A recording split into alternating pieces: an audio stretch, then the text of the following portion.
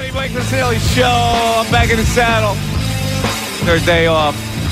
Playing golf in Florida where it was 40 degrees. Yeah, I really took advantage of a nice little situation. Now, nobody cares. Here's what I care about today. You've heard me lean towards this over the last couple of weeks when we did talk about the Philadelphia 76ers. I am personally hurt, as I know everybody is by this season. Now, when I think back at disappointing seasons in Philadelphia sports history, this is right up there. And it's right up there because it was mismanaged. And also because I don't think a player, a star player, took very much personal responsibility for the team. Now, let me explain. The Sixers and the Embiid situation has been a disaster all year. It has led to this team having a terribly disappointing season, which to me is offensive to a loyal fan base. And that's the thing I care about here. It is offensive to a loyal fan base to drag this fan base along for an entire season as they fiddle-faddle with a roster and trying to manage injured players' limbs. First of all, do we even know what exactly is wrong with Embiid's knee? And why don't we? Can the Sixers please explain what is wrong with the knee? Why it is swelling? Why it can be fixed or can't be fixed? Can we get information about it instead of being left in limbo? What exactly is wrong with this knee? If there was something wrong with this knee, why did he not have personal responsibility to get it taken care of or to rest it or to rehab it after last season when he was trying to recover from meniscus surgery? Why was he selfish enough to have to play for the Olympics? And don't give me, oh, Mike, you can't keep him from playing for the Olympics. I can say that for two reasons. Number one, he was hurt. He has more of a responsibility to his team, which just wanted to sign him to a long-term extension. Secondly, I know you want to play in the Olympics. And if you wanted to play for Cameroon, I could see it. If you wanted to play for your own country, I could see it. I'm watching this thing on Netflix right now on how teams are so dedicated to their home countries. Well, Mike, he's a citizen. Come on, man. Come on, man. He had to play for Team USA. Thirdly, the Sixers' decision to extend with all this uncertainty by telling you, well, we're confident and our medical staff is confident enough where we think we can manage this situation through an entire season so we'll be ready for the playoffs. A blatant hoodwink to the fan base. This is the biggest example of a flim-flam job on a sports community that I've ever seen. And here we sit now with, well, maybe we're going to have to shut him down for the rest of the season. After you dangled the hope and possibility that the Sixers would be viable by playoff time. And this is why, when I said last week, when I see people down at that arena cheering them on, I resent it because they don't deserve that. They don't deserve your enthusiasm to go down there and cheer for a victory against the frickin' Brooklyn Nets. All right, I've said my piece. Good morning, Bill. Glad to see you. Good to see you too, brother. Welcome back. And I got to give you credit, man. You have been spot on with this entire 76ers team, upper management from the beginning. This has to be one of the most disappointing seasons that I can remember in recent memory across all four sports because the excitement level was at an all-time high for a lot of people. I know you didn't love a lot of the signings, but most people were excited coming into this year. You finally got that big three. You got the two-way wing in Paul George. You went out, you signed them. We were all so excited about it. This had championship expectations, that this team had a real shot to compete. This team is terrible, Mike, and they've been terrible from the start of the season. And I get your frustration with Joel Embiid. I'm more frustrated with the 76ers because They made the decision to give Joel Embiid the 4-year, $248 million that he's owed over the next 4 seasons. They made the decision to give Paul George $162 million that he's owed over the next 3 seasons. Because not only is this season a major disappointment, is there a light at the end of the tunnel? Like, I'm not even sure there's a light at the end of the tunnel. I think this team may not be competitive again until the next decade of 2030. That's what we could be looking at. So my frustration's at the Sixers. I get it. There's a frustration level with Joel.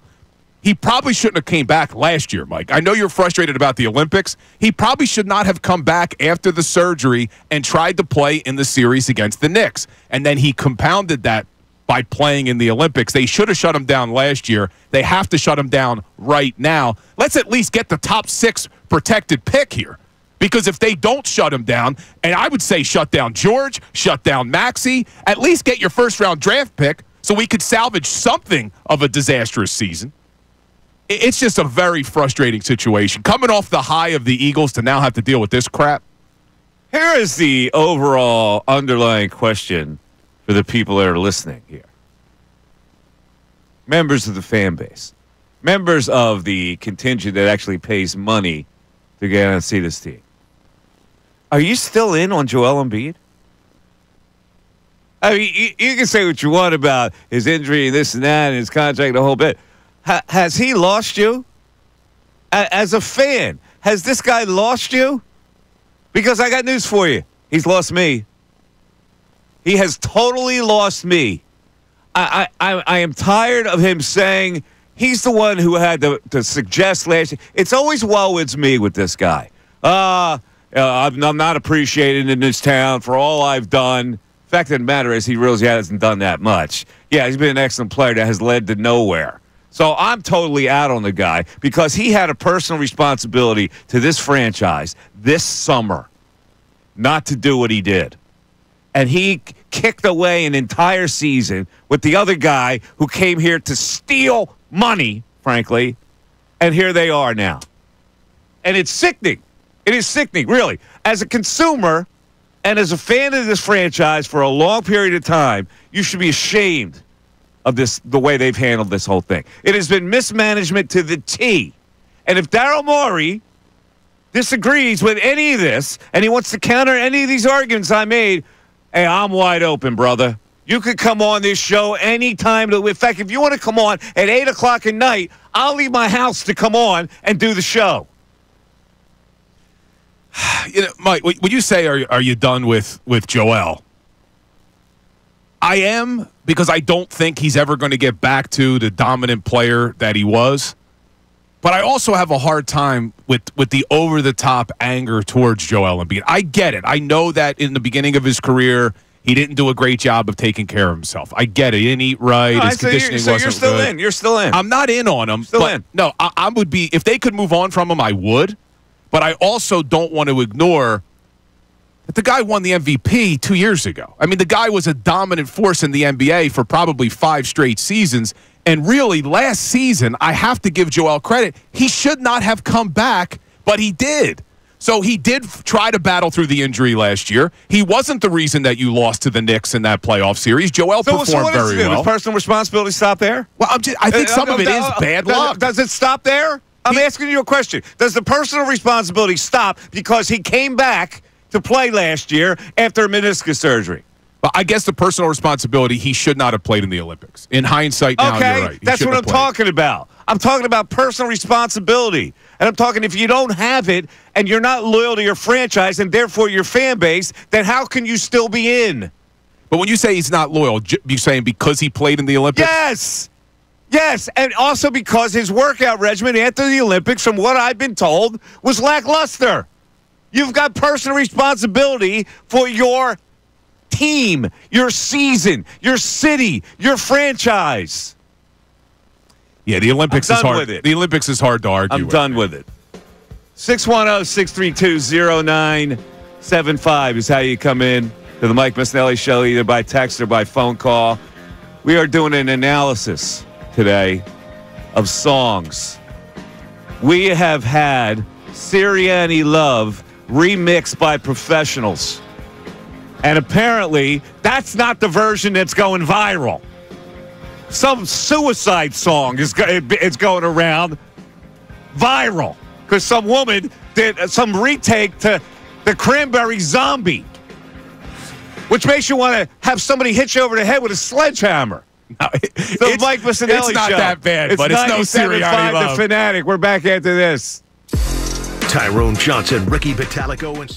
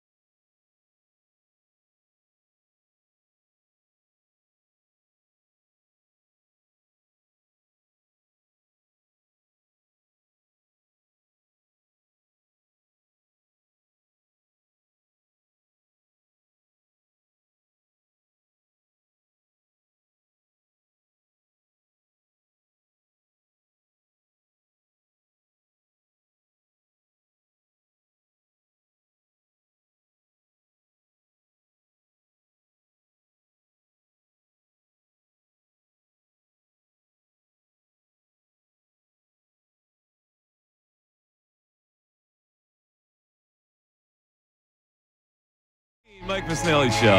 Listen, I'm trying to ask people. I'm on your side, people. I really am. I watch you go down to these games and you try to be excited about a team, and it's just, what are you excited? This is not Carolina, all right? This is not Charlotte. This is Philadelphia. This is a 76er franchise that has great tradition. And they have given you this kind of dreck for an entire year, making this excuse and that excuse, and this player making an excuse, and you got a guy who came here who was supposed to be the missing piece, who doesn't look like he even wants a scrimmage, much less playing in an NBA game, and you sit here and they subject this to you, And you're not angry like me? I'm not even a season ticket holder. Now, you were on a little bit of a vacation, so I don't know if you watched that ending to the Brooklyn Nets game. Did you see the ending? Yeah, I saw it. Yeah, did you see Paul George boxing out? Yeah. Yeah, listen. Or lack thereof, I should say. The way they have managed this team has been, I mean, you couldn't manage a Dairy Queen this badly. You couldn't. Yeah, where's the buck stop? Like, are they going to? Do you think Josh Harris is going to make drastic changes this offseason, or we're just going to say, all right, bad luck. Let's chalk it up to bad luck. We had injuries. We're going to try to run it back.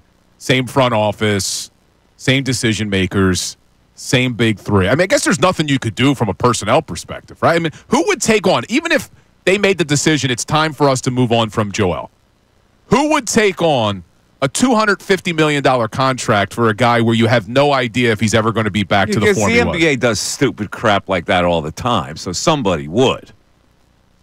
But would you do it? Would you trade him this offseason if someone would take it? Yeah, I see. I've seen enough of players over the years when they get to a state where they're just not interested in playing anymore. They're beaten down by injuries. They don't get healthier.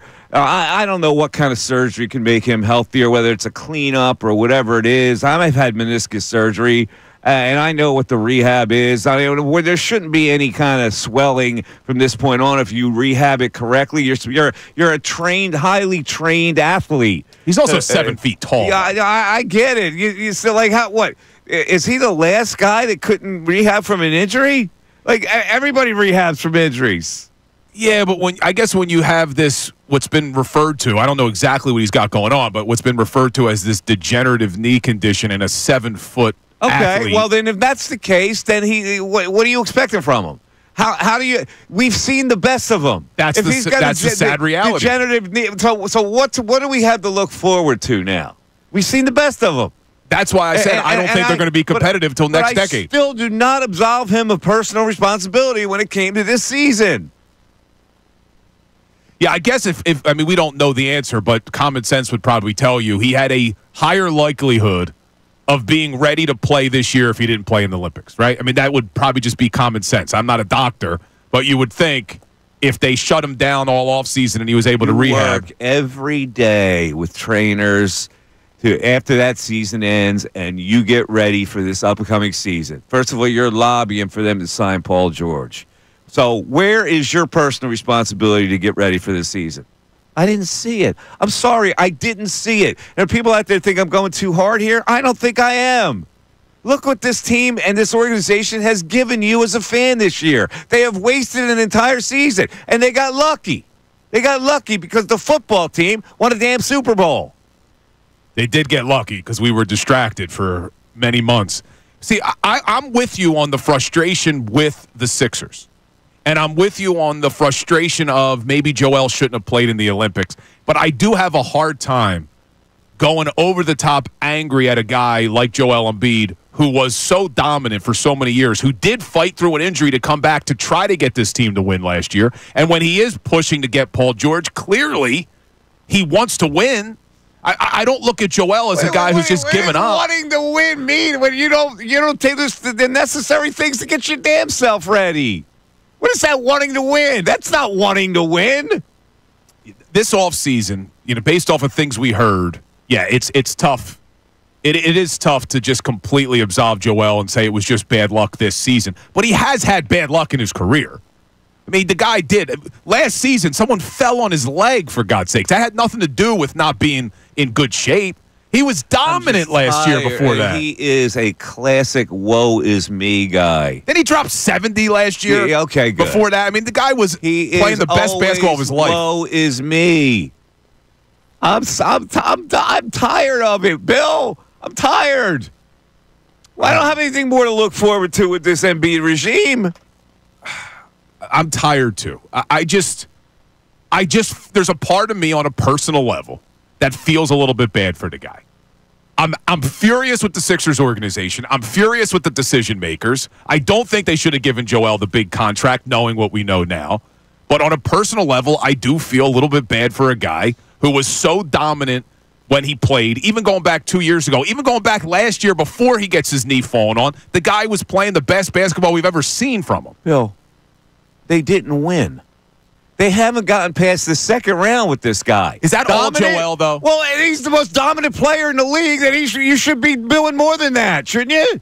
You're going off on his dominance. I get it. They haven't got past the second round with Joel Embiid. I get that, and he does deserve some blame for that, but it wasn't all on Joel.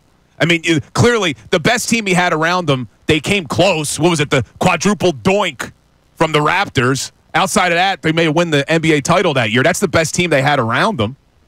I just feel like there's more at play than just Joel Embiid. I get the frustration. Don't get me wrong. I'm frustrated with Embiid, too. I don't think he should have played in the Olympics now with hindsight 2020, but I also at the time wanted him to play in the Olympics. I was here saying I think it would be good for him to be around all these guys. I think it'd be good for him to see how LeBron works and how Steph works and all these other guys. Turned out that was the wrong decision. Mike's about to go off. Listen, I just don't. I can't understand any kind of rationality about this situation, and you're giving me rationality, and it's not. I just watched that thing on Netflix on how people got absorbed with their countries. I'm watching it too. Yeah, it's really good. It is good, and I wonder, like, if he would have played for Cameroon, I may have felt differently about him. There was no need, no reason for him to play for Team USA. Well, other than to get a gold medal. 610-632-0975. Mike Missanelli Show continues. Fanatic Sports Update.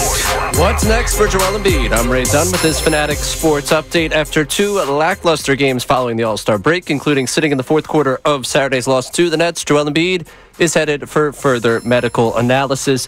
Shams Charania reporting yesterday on NBA Countdown that Embiid and the 76ers are assessing what's next for his left knee. The 76ers and Joel Embiid are now consulting with doctors and considering options such as surgery on his left knee. I'm told that Embiid is scheduled to have test imaging done on his knee early this week. And at that point, both sides will collaborate with specialists on the best path forward. 76ers now 20-36, a game and a half out of the play-in, 12th in the Eastern Conference. They're back in action tonight against the Bulls. You can hear the game right here on 97.5 The Fanatic. Flyers picked up a win over the weekend over the Oilers and back in action tomorrow night against the Penguins, and the Union won their season opener on Saturday night. This update is brought to you by Mercedes-Benz. At Mercedes-Benz, they're the reason they go the extra mile for testing their vehicles, creating AI that can anticipate your needs on the road. They demand that every car is worthy of their star because it's Mercedes-Benz. I'm Ray Dunn on the home of the 76ers and the Flyers. 97.5 The Fanatic and 97.5thefanatic.com.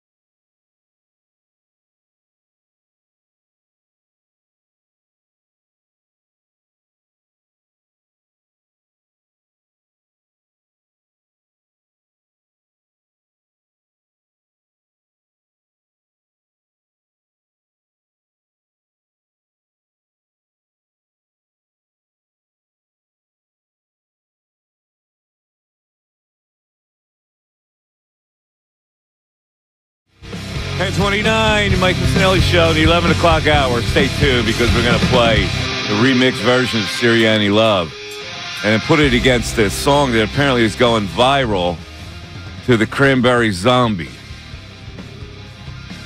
Yeah, not even which Ray likes. Ray likes it better than our mix. I said this because a lot of our listeners sent it to me, and I said, look, it's well done. It's just no Sirianni Love. I mean, come on. Let's be honest here, Ray.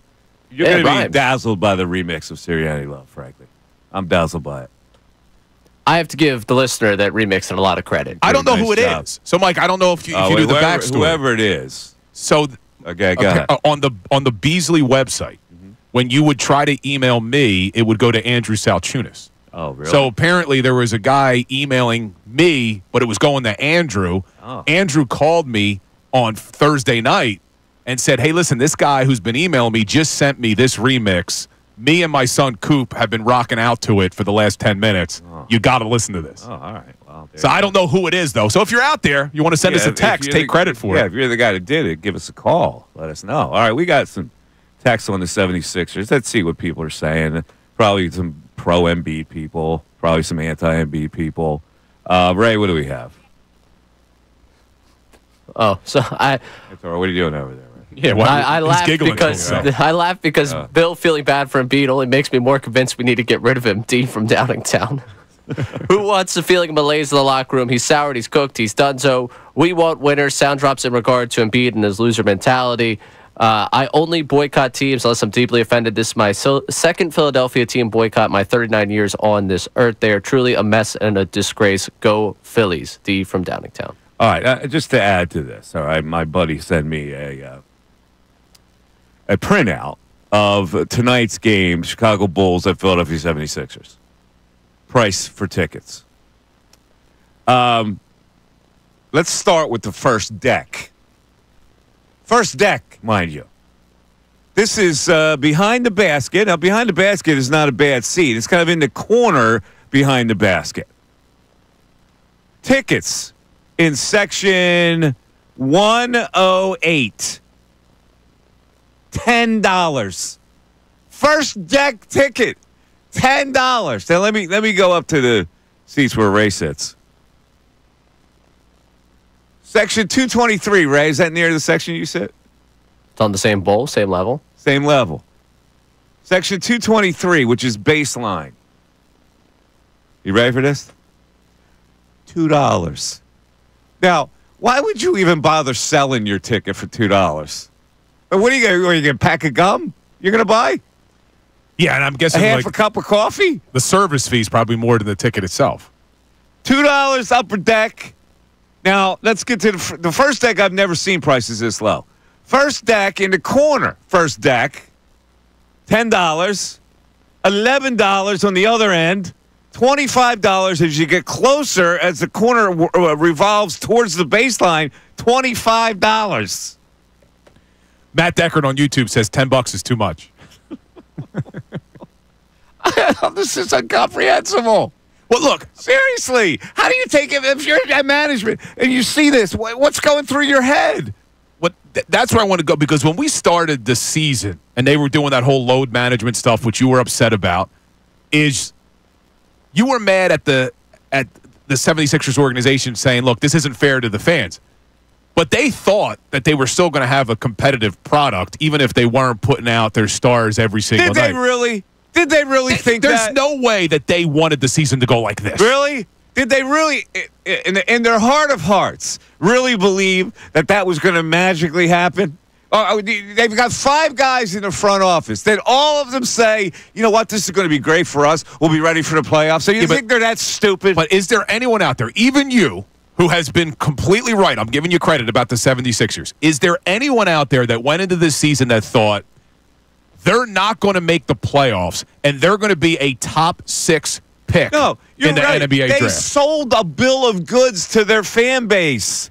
Because we got this, when I was saying this stuff, people blanched and rubbed up back against me.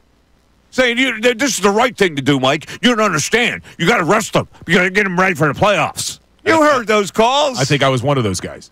I think I was okay. Me and Ray both talked about we were okay with the load management. Because, Mike, for how many years now did we see the same story, which you brought up earlier, not getting out of the second round? As dominant as Joel Embiid has been during the regular season, he's never really been fully healthy for the postseason. So if this was a way to ensure that you had Joel and you had Paul George ready, I thought that was the right move. I never in my wildest nightmares would have thought that this team would be shutting it down in February because we need to get a top 6 protected pick. Like, I don't think anyone saw that path. Maybe they didn't think they were going to beat the Cavs or the Celtics in a 7-game series, but no one saw this. I mean, this is an absolute disaster. This is the most disappointing Philadelphia season I can remember in recent times. How could they have made such a misjudgment on Paul George? That I don't get. Like, that's where I put it on Daryl Morey because, again, I was wrong about it. I was excited when they signed Paul George, but I'm also not the president of basketball operations. I'm not as in the know when it comes to these players as Daryl Morey's supposed to be. So what I saw Paul George have a career year last year at 34. He played over 70 games. He had a career high in field goal percentage, a career high in three-point percentage. So I'm thinking, okay, and he's saying all the right things. Paul George came on this radio station. I interviewed him the day they made him available about how I said, hey, this fan base is hungry for a championship. He said, I'm starving too. Well, clearly he's not. Clearly he said all the right things because he wanted the big payday, but it doesn't look like a guy that's starving for a championship. Not from what I've seen on the court. You know what he looks like to me? He looks like a guy who decided to break up with his girlfriend because she disrespected him in public once, and then decided to go with another girl, and is still lamenting the fact that he's not with the original girl. That's what he looks like to me. He has no interest in playing here in Philadelphia. None. Well, he has an interest. Just it's green, I think. Yeah, well, listen, that goes without saying. You're going to collect a paycheck. Yeah. All right, listen, I need to hear from people. So I said what I had to say. I want people to tell me how they're feeling about this whole thing. And the underlying overall question, are you still in on Joel Embiid? This is a fan base that was, every time you go to the free throw line, MVP. Where are you now? 610-632-0975. Mike Missanelli Show continues. The Philadelphia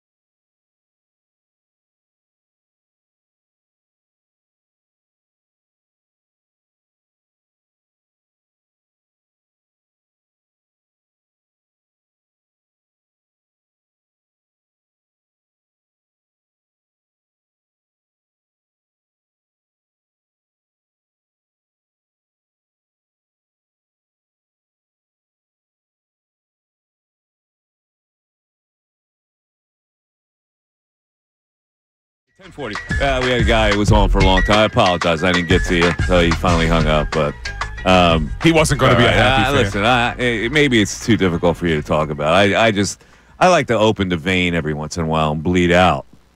So Friday we did get a call from somebody who was making an Eagles point, and they go, we got a Sixers point. Why are we talking about the Sixers? And then he hung up. Yeah, I think that was your buddy Jamie in D.C. Yeah. You know, we're going to be talking about the Eagles because the great media examiner Gilly has something to say about it with in a podcast where he included A.J. Brown. Always good to hear from Gilly criticize the media. You know, that doesn't affect me either, Bill. Yeah, we'll listen to that. I got some anger issues today, brother. Well, I'd be angry, too, if I went to Florida thinking I was getting the warm weather and it was 40. I go to Florida, it was 40 degrees, like wind chills whipping through. Yeah. I took 3 pairs of shorts. Guess how many I wore? 0. Exactly. Yeah, I was shocked because on Friday it was freezing here, and I'm saying to Ray, man, at least Mike's in nice warm weather. No, it wasn't warm. It wasn't Florida warm. You know, that put a damper on the whole trip. But let me tell you what else about put a damper on the trip. That Orlando airport is maybe the worst airport in America. You got the thousands of people that come in there because of Disney. You think that they would have a better airport. Like, you got to go from one end to the other. You got to grab a train, and then you got to walk over here, and then you got to get in line for the baggage tags. And all that. Whew. Man.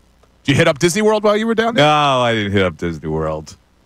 I didn't have a lot of time. Played 36 holes on Friday. I got in, first of all, at 1:30 because of the delays in the flight system.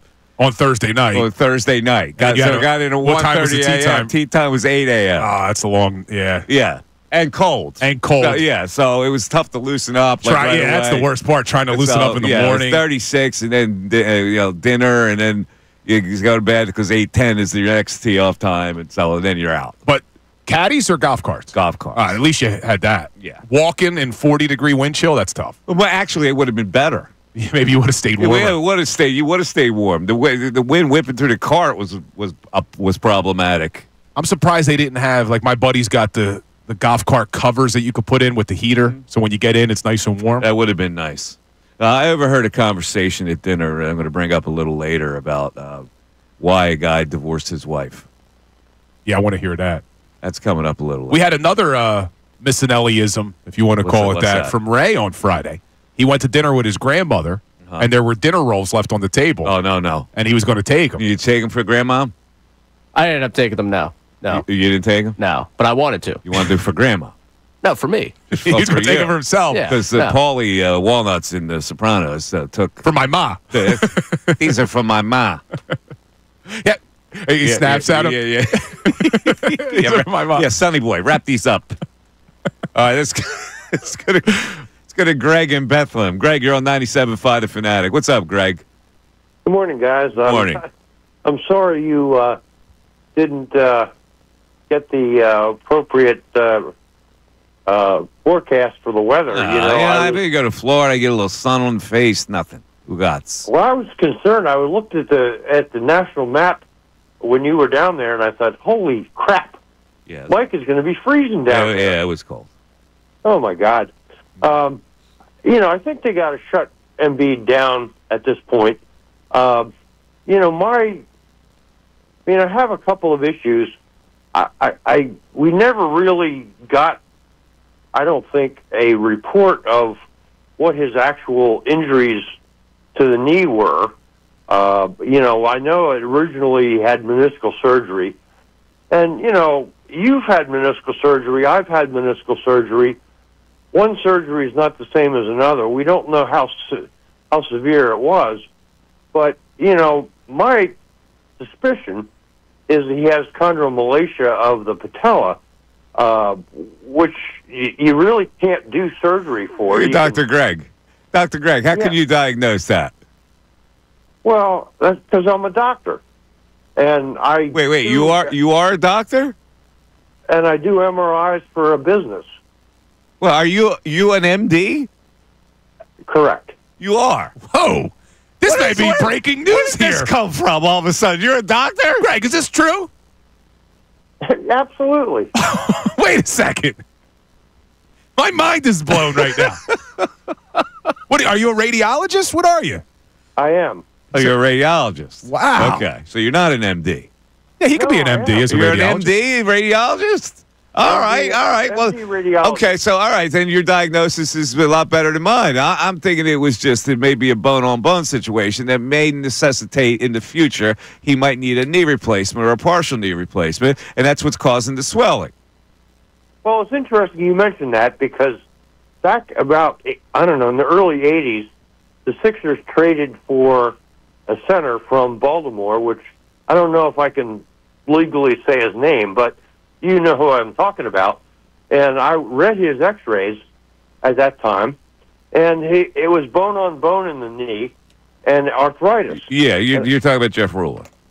Yeah. And I talked to the team doctor and said, hey, this guy's knee is trashed. And, I thought, well, they're probably going to nix the trade. And 2 days later, the trade was consummated. Yeah, because they think they can manage it. Like, it's ridiculous to think that you can manage something like that. Now, No, there are a lot of things he can do, Greg, since I'm talking to a doctor here. How about platelet therapy? How about that procedure that Kobe underwent in Germany? Like, there's a lot of things, if it's bone-on-bone that's causing the inflammation or that what you just said it was, that can help it. Well, that's true. In those days, I don't know that those kind of options were available, but... No, I'm talking about for Embiid. Oh, yeah, well, I agree. I don't really know why they haven't pursued those things.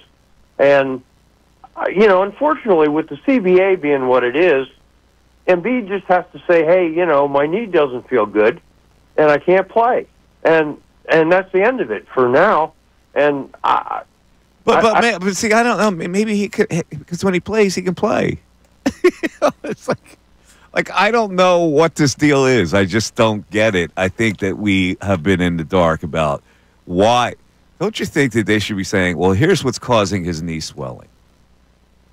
Well, you can't dangle a fan base for all these months. This is what I resent. The fan base is these guys are still getting their money. He's got a long-term contract. He's got to get paid. All right? It's the fan base that gets dragged here because you're asking them to be a customer. I get that. And you're not wrong, as I like to say. But what's wrong with the 76ers and the medical staff that they're relying on that if things were this bad, that one, they didn't have a better plan coming into the season, and two, why give them that massive extension? Are they just I don't know. Maybe it's not that bad. We got Mad Elf Greg telling us what's going on. Dr. Mad Elf. He'll be known as now from this point on. Dr. Mad Elf. Dr. Mad Elf. I love it. MD, radiologist. 610-632. What a shock. 6320975. We're back after this. Fanatic Sports Update. What's next for Joel Embiid? I'm Ray Dunn with this Fanatic Sports Update. After two lackluster games following the All-Star break, including sitting out the fourth quarter of Saturday's loss to the Nets, Joel Embiid is headed for further medical analysis. Shams Charania reported last night on NBA Countdown that the 76ers and Joel Embiid will be assessing what's next for his left knee. The 76ers and Joel Embiid are now consulting with doctors and considering options such as surgery on his left knee. I'm told that Embiid is scheduled to have tests, imaging done on his knee early this week. And at that point, both sides will collaborate with specialists on the best path forward. 76ers now 20-36, a game and a half out of the play-in and 12th in the Eastern Conference. They're back in action tonight against the Bulls. You can hear the game right here on 97.5 The Fanatic. Philly's Grapefruit League play began Saturday as they played two games over the weekend. Today's lineup features Kyle Schwarber and two-hole Trey Turner leading off against the Pirates. That game scheduled to start at 1:05. Flyers picked up a win over the Oilers on Saturday and are back in action tomorrow against the Penguins, and the Union won their season opener 4-2 over Orlando City on Saturday night. This update's brought to you by Audible. And if you're stuck in traffic, why not tap into your well-being with Audible audiobooks, podcasts, and originals? Hear expert insight on health, relationships, finance, and more. Sign up for a free trial at audible.com. I'm Ray Dunn, the home of the 76ers and the Flyers. 97.5 The Fanatic and 97.5thefanatic.com.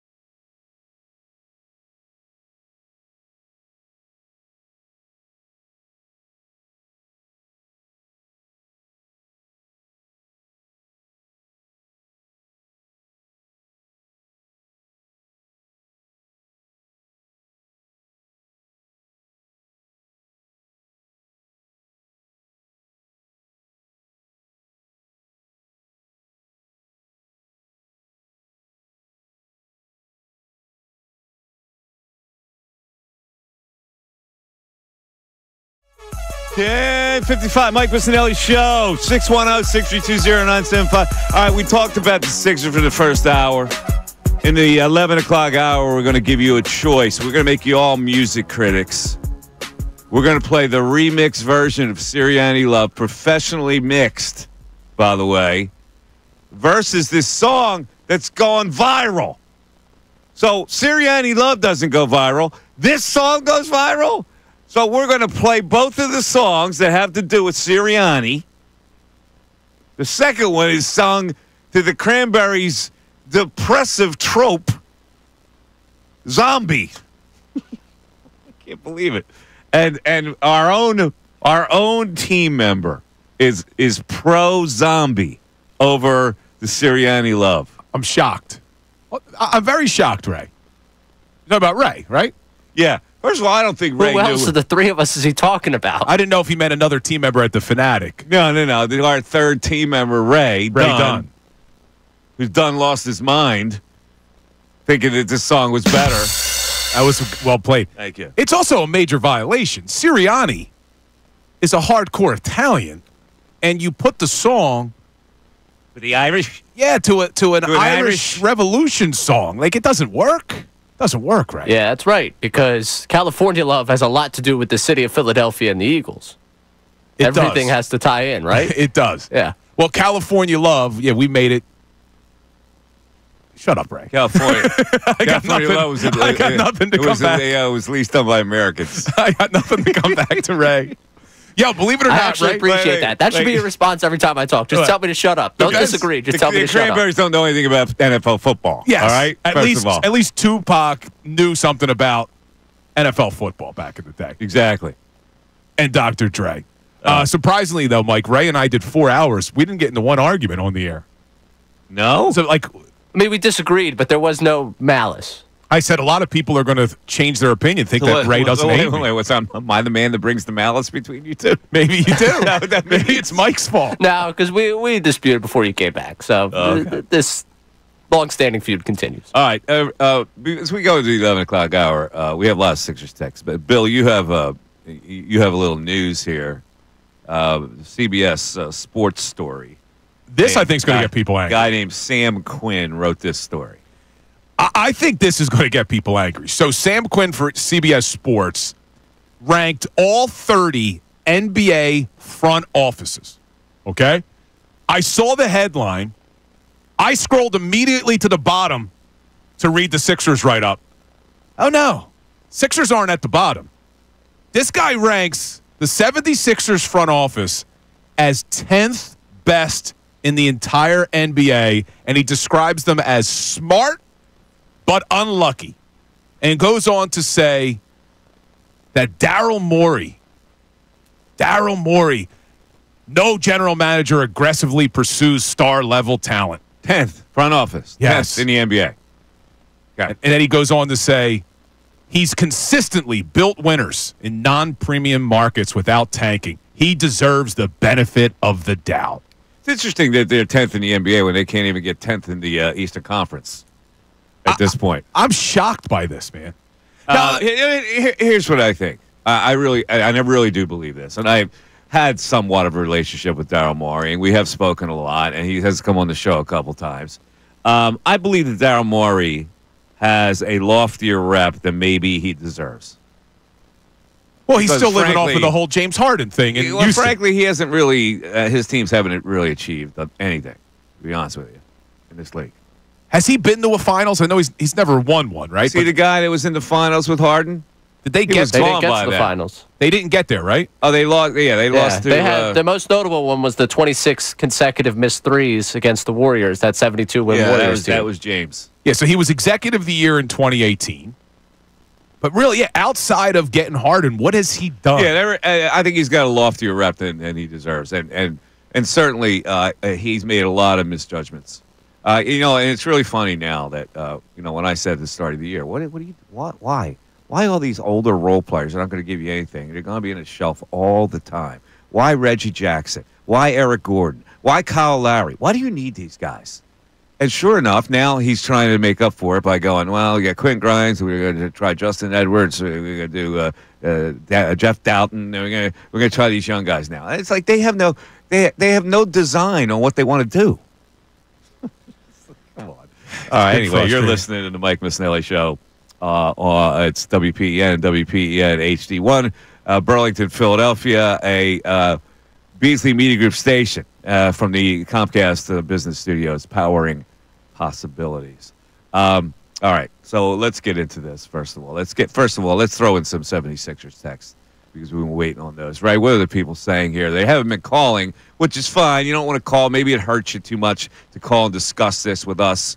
I get it. So, what are the text boards saying? All right, good morning, guys. I'm totally with Mike on the Embiid situation. I've been Embiid's biggest supporter for years, and I've always had his back, but it's clear to me now that he's a selfish player. When he decided an Olympic medal was more important than performing for the team that has made him a mega millionaire and performing for the fans who have shelled out their valuable time and money to support him, that was the last straw for me. He's more concerned with winning MVPs and medals than bringing a championship to Philadelphia. Good riddance, Glassman. The process has been an absolute failure. Go Birds. Glassman.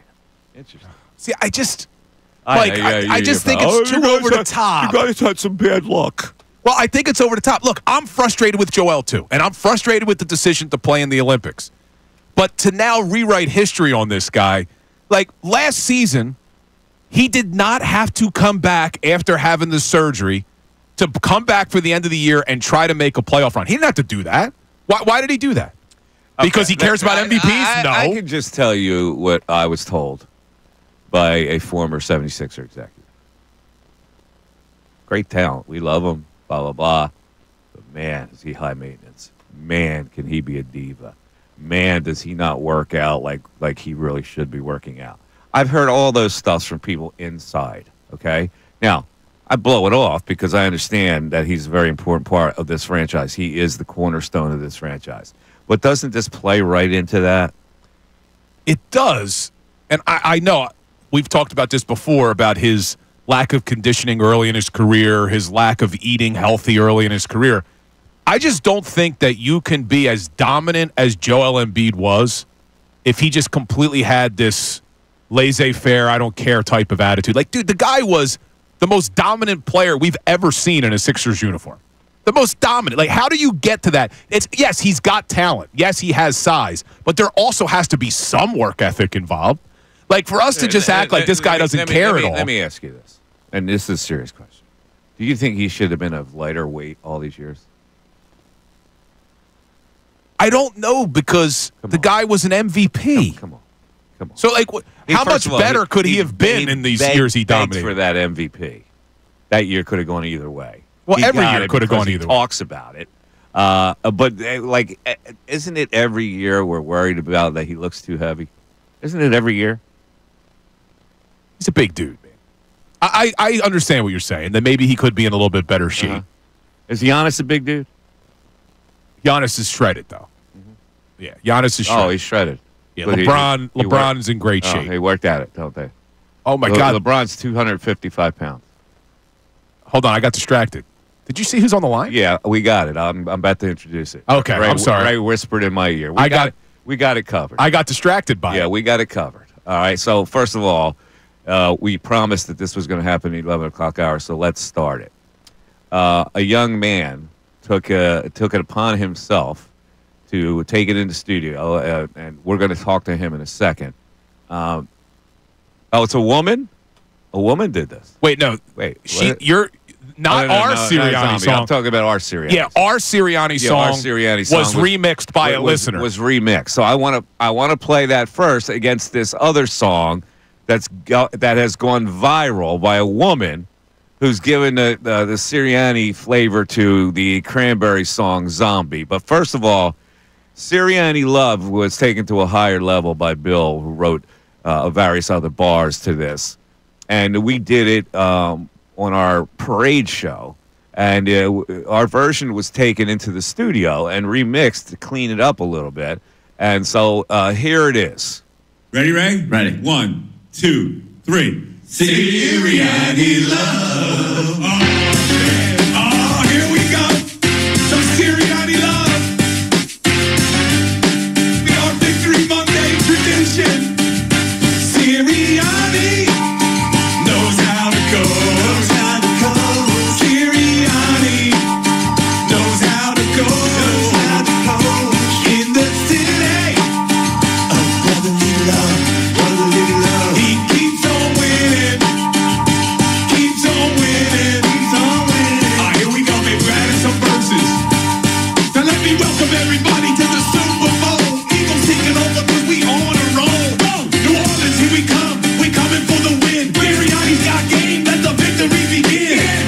Eagles live, we here to dominate. The Chiefs can't hang, it's time to celebrate.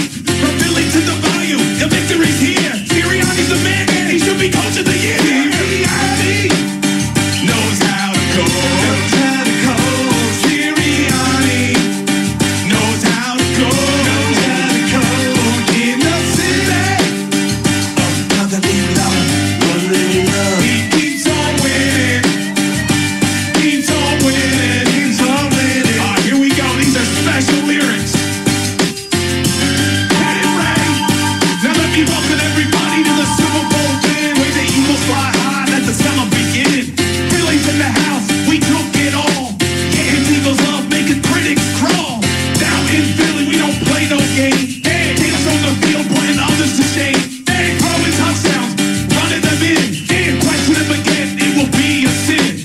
Nick Sirianni, yeah, he's running the show. The squad locked down, they're ready to go. The culture's on fire, no one can stop. Eagles took the crown, they came out on top. Not proud about that defense, don't forget about Vic. He shut down the homes, we made him sick. Philly, we the champs, no one can deny. From Hurt to Sirianni, we soar it high. Super Bowl 59, it's our year to shine. P-H-E-L-E-S, Philly, it's our time. Sirianni love, baby, a Super Bowl champs. Mic drop. Sirianni love. I gotta tell you, that's Billboard chart worthy. You kidding me? That's sensational. And the man who remixed it is on the line with us. And his name is Cole. No.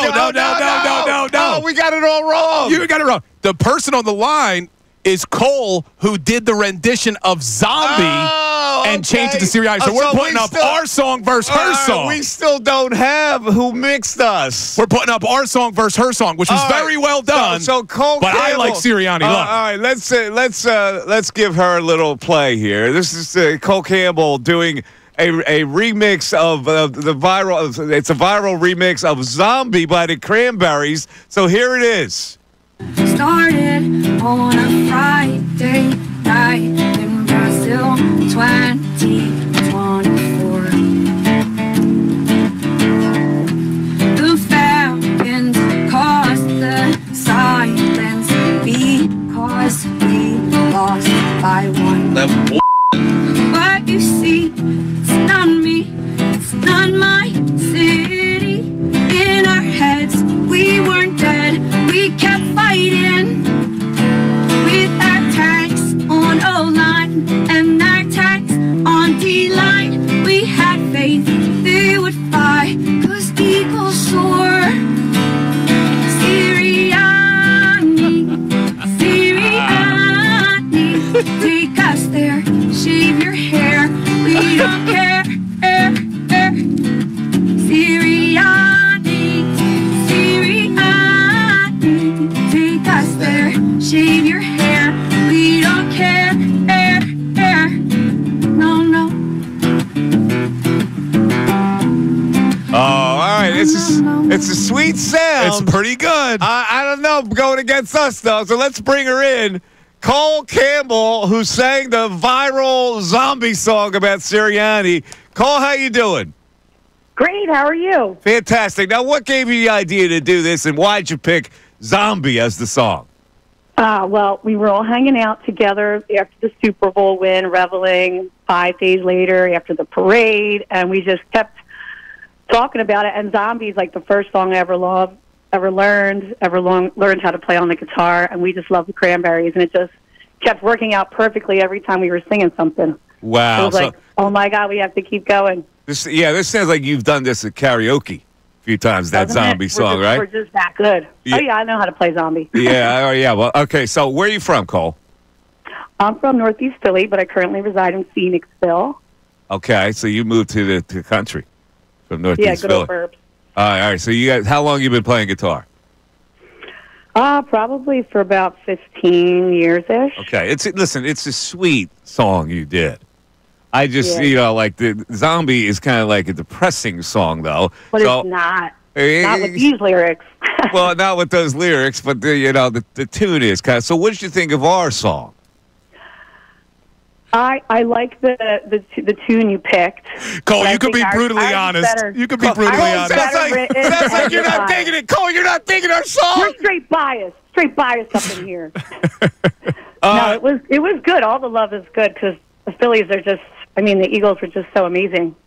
You know, it's like still making me hyped just thinking about the song and the parade. Well, listen, you did a great job. Your song's going viral. It's our campaign to get our song to go viral. Yeah, but if you're going to do a contest, I'm going to tell everybody, and we're going to win. Yeah. Well, we're just going to take reviews here. Okay. And we could put up a Twitter poll though. Yeah, we'll put up a Twitter poll. We're going to take some reviews. Right. Put up a Twitter poll, and make sure you tag Cole on Twitter so that she could follow along. That we had her on, and we're putting our song up against hers, and we'll see who comes in better. Cole, I got to say, your voice blows mine away. Beautiful voice. Beautiful voice. Thank you so much. All right, Cole. Listen, you take care. All right, you have a great day. Thanks for playing our jams. All right. Thanks, Cole. There. She's nice. Listen, man. To me, well, look, she does a nice job with it. And she plays the guitar. But it's like, my God, this is so depressing, that song. Another head hangs slowly, child is slowly taken. Well, yeah, that's the original lyrics. But what do you think about shave your hair, we don't care, Sirianni. And the violence comes such silence. Come on, I want to smash my head against a brick wall with You that. know what, though? One more thing I should have asked Cole, though. She didn't do this song till after the Super Bowl. I've been doing this song since like week 6. All right? All right. So now everybody's on the Sirianni bandwagon. I've been there. We'll get the reviews on that, and we'll talk about it. This, I think our version, whoever mixed it, did a fantastic job. Mike Missanelli Show continues after this. Tyrone Johnson.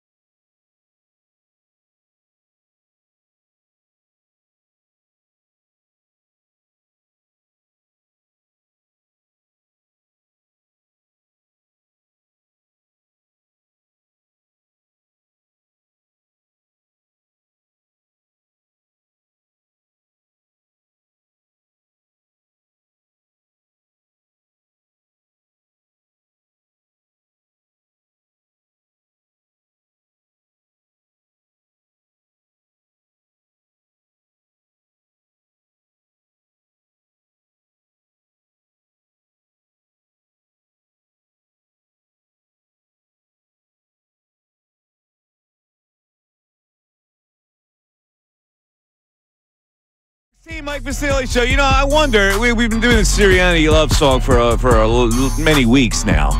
I wonder why those malingerers over there at Crossing Swords or on Pettiness haven't done anything on this. Well, You know? they can't give us credit. Come on, man. Let's go. You can't give us credit Give us a over little there. credit for that song. That's a brilliant song that we just did. I don't know. I guarantee it'll do something on this zombie song. Well, they did. That's how everyone saw it. Oh, okay. Crossing Broad did that? Yeah, they were Crossing Swords couldn't do it for us? That's the ones who put it out. That's the ones that put it out. But they've done stuff before where they put us on, but it's usually to try to take a shot. Jelly? Are they jelly? They didn't come up with it? I don't know. Look, can I dare say it's not that good? It's good. that remix version is sensational. Look, we did Really? it as a joke, and then it just took off as a fun thing to do on Victory Mondays. But we have been doing this forever. See, that's the I'll thing. tell you, that's smooth. It came out smooth.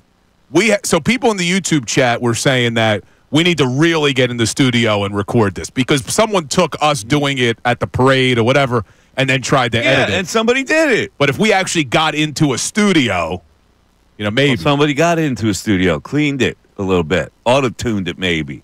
We may have another version of Sirianni Love coming up any day now because I'm just waiting for the news to drop that Nick Sirianni gets that big contract extension. I know. That's got to be coming, right? You're really campaigning for that as if he's going to give you a percentage. Well, that's got to be coming. Yeah. Well, of course it's going to be coming. All right, let's go to Ish in Levittown. Ish always takes the player side. Have you noticed this? Go ahead, Ish. Take the player side. Hello? Hello, Ish. Hold on. Yeah, take the player side. Go ahead. Hey, I'm sorry. That's all right. Hey, Mike. No, I just wanted to, I was calling because I heard your comments about Embiid. Mm-hmm. I just think they're kind of harsh. I think I will put more of the anger on the Sixers medical staff more than anything. Embiid has been hurt for the last, how long he's been on the team? For the last couple of years. So, I can't really blame him for the injuries. And if somebody offered me $194 million knowing I'm injured, I'm going to sign that contract. I think the fans are used to it at this point. The Sixers are a figment of my imagination. And they should just blow the whole thing up at this point. All right, so when the season concluded last year where they didn't get out of the second round again, what was Embiid's responsibility? What was Embiid's responsibility? Well, I agree he shouldn't have played in the Olympics. I don't know why he would do that. Okay, so why am I going too hard then? I just think you're criticizing him for injuries he can't control. No, I'm not criticizing him for injuries. I'm criticizing him for not getting the proper rehab to be in shape for the upcoming season instead of going from a season where he was hurt right into the Olympics where he was still hurt, then taking time off where he couldn't rehab, and then starting the season on a bad note. And that bad note has been like a rotten peach. It got more rotten. Okay, but I have to come back. Isn't that don't the Sixers have control over that to say what he can do, what not to do if he signs a $194 million contract? What are they going to do? Put a gun to his head? No, saying that you can't play due to the fact you have. They can't tell him that he can't play in the Olympics. They can't. There's nothing that they can do about that. It's a matter of personal responsibility at that point. You can't tell somebody that if they want to play in the Olympic Games that he's prohibited. There's nothing in the contract that can make them prohibit him from doing that.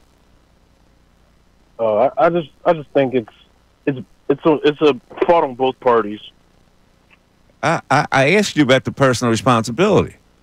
Oh, yeah, he has a personal responsibility. Okay, well, if he has a personal responsibility, then he shirked that, didn't he? So why am I being too hard on him?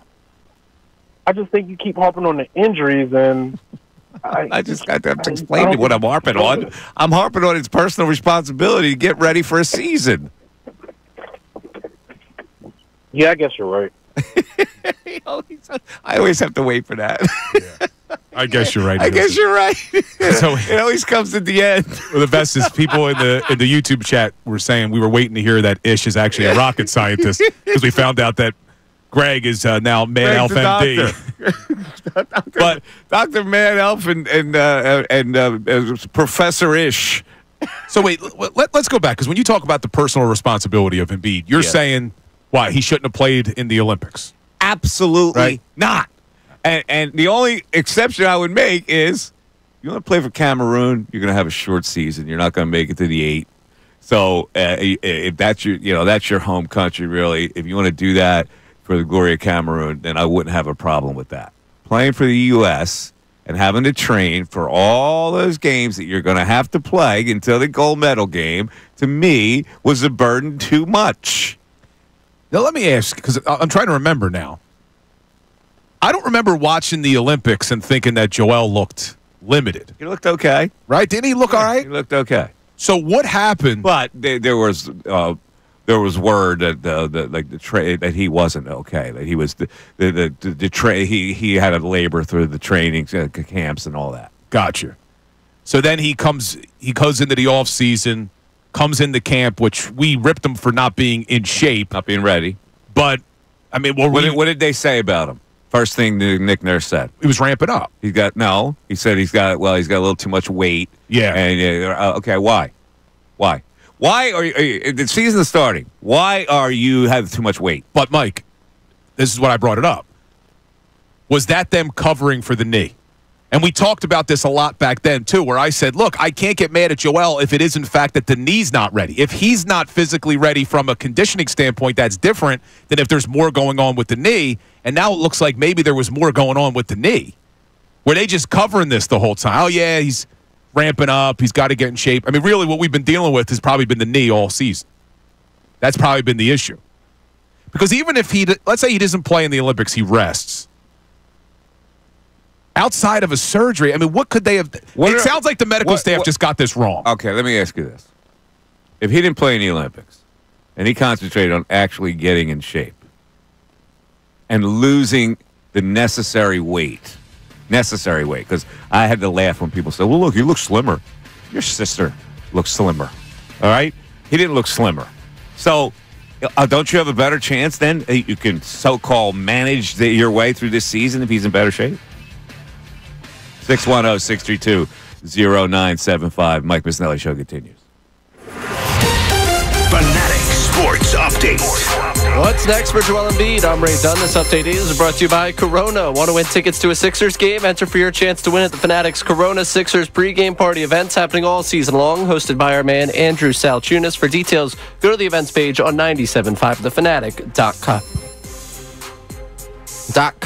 After 2 lackluster games following the All-Star break, including sitting out the fourth quarter of Saturday's loss to the Nets, Joel Embiid is head for further medical analysis. Shams Charania reporting last night on NBA Countdown that the 76ers and Joel Embiid will be assessing what's next for his left knee. The 76ers and Joel Embiid are now consulting with doctors and considering options such as surgery on his left knee. I'm told that Embiid is scheduled to have test imaging done on his knee early this week. And at that point, both sides will collaborate with specialists on the best path forward. So now we wait as the Sixers sit at 20-36, a game and a half out of the play-in, and 12th in the Eastern Conference. They're back in action tonight against the Bulls. You can hear the game right here, 97.5 The Fanatic. Phillies Grapefruit League play began on Saturday as they play 2 games over the weekend. Today's lineup features Kyle Schwarber and 2-hole Trey Turner leading off against the Pirates.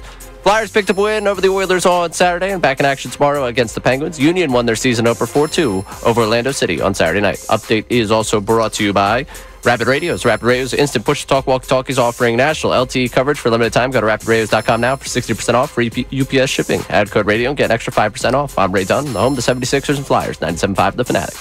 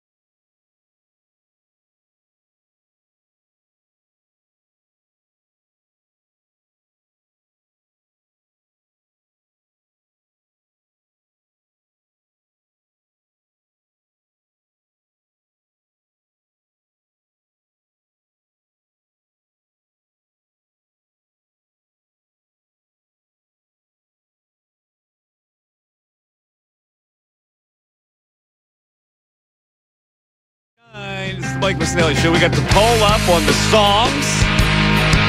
We got a lot of 76ers texts. And we have a text on Bill and Ish being tied together, Ray. What does that text say? Yeah, also It's an addresses unnamed texter. Yeah, addresses me by name first, Oh, yeah. which I think means that they assume that I get annoyed with both of them, which is Very respectful. very, very wrong. Very respectful. I would never be annoyed by Ish and Bill. The unnamed texter says, I see why Bill and Ish get along. Elevator doesn't go all the way up. The elevator doesn't go all the way up.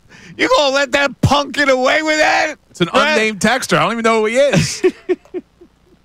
By the way, I need you guys to help me since that's taking a shot at me. Someone took a shot at me on Twitter, and I didn't understand. Oh, let me see what they called me. I got to find it. When I find it, I'll ask you because I don't understand. Oh, here it is. Brave take by Sentient Potato, Bill Colarulo. What the hell is a sentient potato? Am I missing something here? Sentient potato? Yeah, sentient potato. Never Never heard that before. So you guys haven't heard either then. I'm not alone on this. Yeah, I don't know what the potato comes from, but a sentient means able to feel things or sense things. Like you have a sentient view of what the Sixer season is going to be. Sentient potato. It doesn't make sense, though. I don't know what that means. All right. Well, in any event. I don't know what it means. I can't find what it means. Yeah, I don't get I feel it. like the shot at you. What was it for? Sentient is someone who's able to feel things or sense them. Like you're sentient. You're a sentient being. It's a video I posted of me saying that the Eagles should prioritize Milton Williams over Josh Sweat this offseason. Well, it means that you felt that. You sense that Milton Williams is going to be a better player for them. But potato doesn't make sense. No. Yeah, I don't get it. So No. Potato isn't the way I described you either. Thank you, Sure. Rick. I think. Yeah. like sentient phony would make more sense than sentient appreciate potato. Speaking of potatoes, I was thinking of you over the weekend. Went out, and this is also a Seinfeld episode for you, so this actually goes to both of you. We went to the Poconos this weekend. We stopped at a place to grab something to eat before we got there Friday night. And instead of getting the fries alongside my burger, I went for the side salad. Look at you. Immediately, I got ripped by the table for getting the side salad, which was the Seinfeld episode where he gets a salad at the steakhouse, the way I felt in that moment. But I thought of Bill as I was... Well, you got a side salad, though. Trust me. He just got the salad. I was ripped. And the salad came out by itself. That's an unreasonable rip for you. I thought so, too, but Yeah, the table was having none of it. Totally unreasonable rip. Which let me bring this up here because this is what would you call this issue? A real life issue? A domestic issue? It's a domestic issue. I don't know where you're going. All right, so I overheard a conversation as I was on my golf trip. A guy divorced his wife because she refused to wash his socks or his underwear or do his laundry. That's why he divorced her. Yeah, he said he gave her a warning. Like she was of Russian descent, and so he's a lawyer. And so he works all these hours, and when he comes home, he feels that he should have his socks and his underwear washed. He said, I dry clean everything else. But at least I could expect, since I pay all the bills, is that she would wash my socks. And it was an issue in the marriage for a long time, and then he gave her an ultimatum. And she refused to do it, and so he filed for divorce. Now, that's a little ridiculous. Let me just ask you a question. What expectations are? See, I'm very self-sufficient, so that would never happen to me. I wouldn't expect anybody to wash my stuff or iron my stuff. I know this goes on in a lot of marriages where the guy works full-time, the wife doesn't work. So his theory is... Or the other way around in today's world, too. Right. You could have the man at home doing it. His theory was because she does not work and he supplies the entire financial existence for them, that the least he could expect was for her to do his laundry. Now, as a married man, Bill, Ray's not married, neither am I. I was at one point, and I never expected my wife to do domestic chores ever. Yeah. I wasn't that type of guy at all. I'm like the anti-Italian when it comes to that, right? Well, that's what I was just going to say. Yeah, Being an like- Italian, right? and I was very self-sufficient, and so I would do all my stuff, including ironing and washing and the whole bit. like we celebrated Grandma Mellie's 90th yesterday. yes, And a lot of us got up and spoke, and that's a lot of what we talked about. Like, we all lived with her at various times throughout Yeah. our lives. Dude, I'd throw a T-shirt on the ground. It was washed, folded, and put in my drawer within an hour. Like, she just by was Grandma Ellie. by Grandma Mellie. Now, what's with your domestic situation now? So now my wife, to her credit, not because I ask her to, not because I think that this is what she should be doing, but she does the majority of the laundry. Yeah. But I don't expect it. Well, 'Cause she works, too. When you were a lawyer and you had to dress in suits every day, Yeah. you would get those dry cleans sent out, obviously. But let me put it this way. Well, my wife works every day, so she's got other stuff going on. But I could understand that one spouse, not man or woman, but the working spouse, if the other one was at home, you would say, hey, well, maybe you should do more of the household chores, right? That's kind of the balance of Well, now here's the question. Is that chauvinistic? No, because I don't think it's just a man or woman thing. Like, if my wife was the breadwinner and she went to work every day and I stayed home every day, then I would expect myself, yes, I'm going to do more of the household chores. So you think his beef was reasonable to the point where it finally opened it to this big crevice of domestic turmoil to the point where he sought divorce? That's a little bit of that's a Ray, lot, though. Ray, how you feeling about that? There As has a to be young way single more man. wrong. There has to be way more wrong in that marriage. Well, we may have a divorce on this show right now because I'm pretty angry. You're angry. Oh, yeah. What are you angry about? Ray Dunn just retweeted the poll, Yeah. and he publicly put out there that he's picking the other song. I'm sorry. Didn't we say this in the 10 o'clock hour? Publicly put Ray, out there. The people are listening. He They already retweets heard the me poll, say it. Mike. I'm See, here's sorry. the- I know we're changing the topic, but here's this the is thing. divorceable, Here's right? the thing about radio. You could have saved that. My anger is through the you roof, could've- Ray. See, this thing about radio, right? Like, we're in a conversation, and we're milking the conversation as we get into the break. Now, Bill could have very easily put that in the pocket and brought it out at another time. I could have, but when your Bill, anger coming is up on the bubbling, other side. this is Why Bill hates Ray. This is why Bill is he's learning as we go. loose about, cannon about here. radio. Loose cannon. Hey, even Sirianni had to start 2-2. Yeah, 610-632-0975. Back after this. Tyrone Johnson. Nick Sirianni clearly had to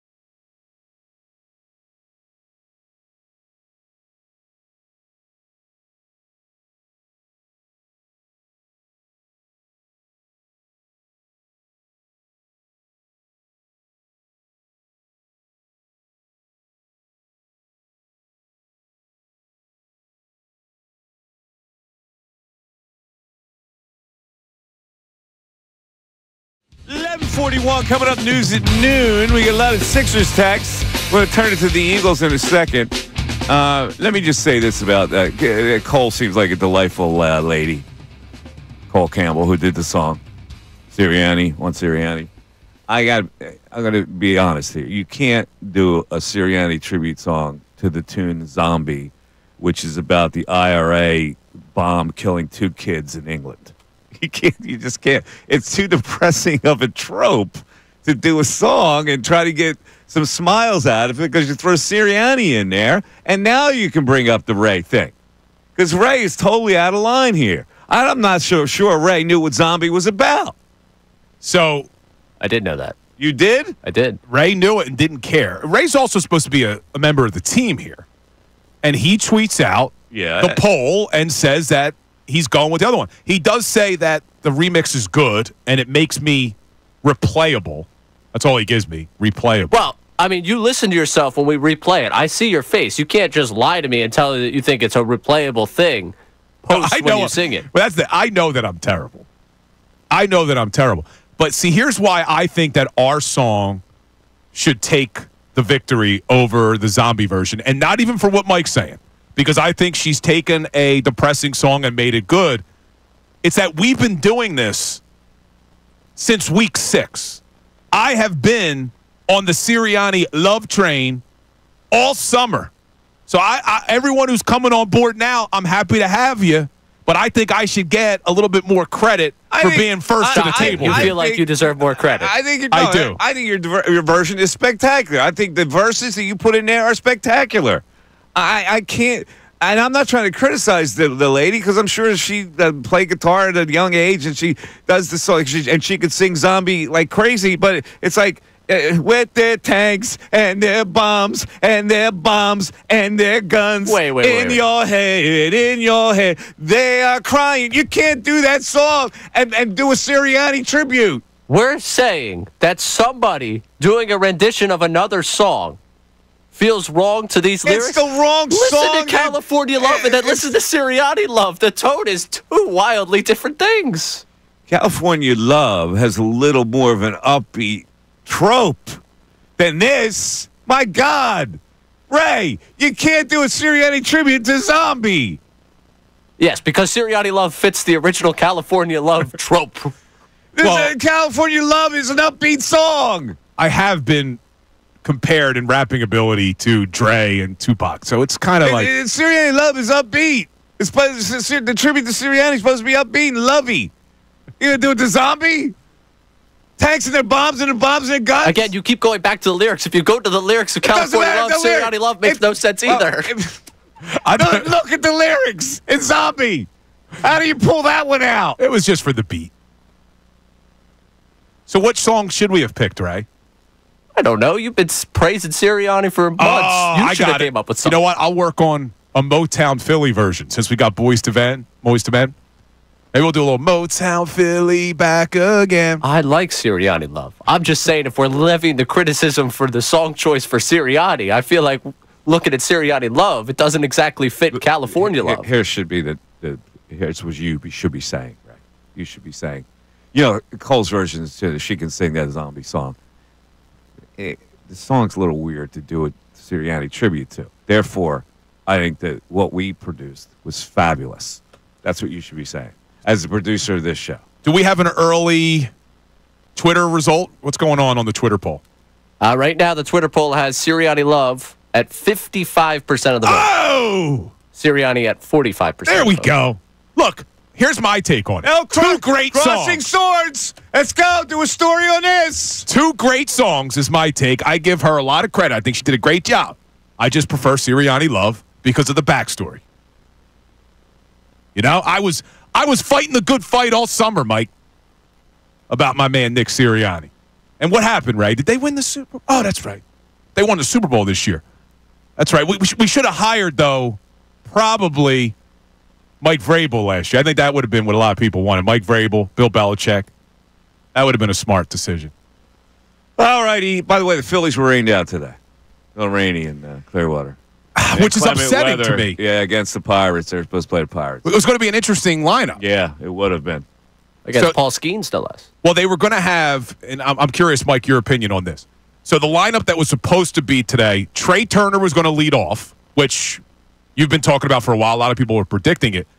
Kyle Schwarber in the 2-hole, though. Harper at 3, Bohm at 4, Casty at 5. I mean, what do you think about that, the top of the lineup? He's experimenting, man. These games don't mean anything. They're trying to figure out who fits in what hole. What was the lineup again? Turner leading off. All right. Schwarber batting second. Okay. It's all right. And Harper batting third. I don't like Schwarber in the Who's 2-hole. the cleanup hitter? Bohm? Bohm. I don't want Bohm as a cleanup. Me either. Yeah, I don't think that'll. I don't think Bohm will be Well- the cleanup hitter. I think it's going to be Schwarber. So then where's Harper in the lineup? Harper will hit 2. See, I don't think he wants to, though. Why? Because he wants to have Turner steal bases, and it's going to take the bat out of his Well, hand. he- just get up in the batter's box for Christ's sake. See, I'm with you. I think the top Whether of you the hit lineup. 2, 3. What's the difference? I think it should be Turner Harper. I agree with you. I just don't think Harper wants to bat second. He talks about how he's always been a 3-hole hitter. Oh, stop it! Yeah, let Turner get on. He steals second. You hit a ball in the gap. You're up 1-0. There's something wrong with that. You hit a single. You're up 1-0. You get an RBI. That's terrible. There was an article today, Ray. What was it, in the Inquirer? Yeah, David Murphy, I think, wrote it. About Harper. And it's interesting because it says, like, he uses the words they when referring to moving him around in the lineup.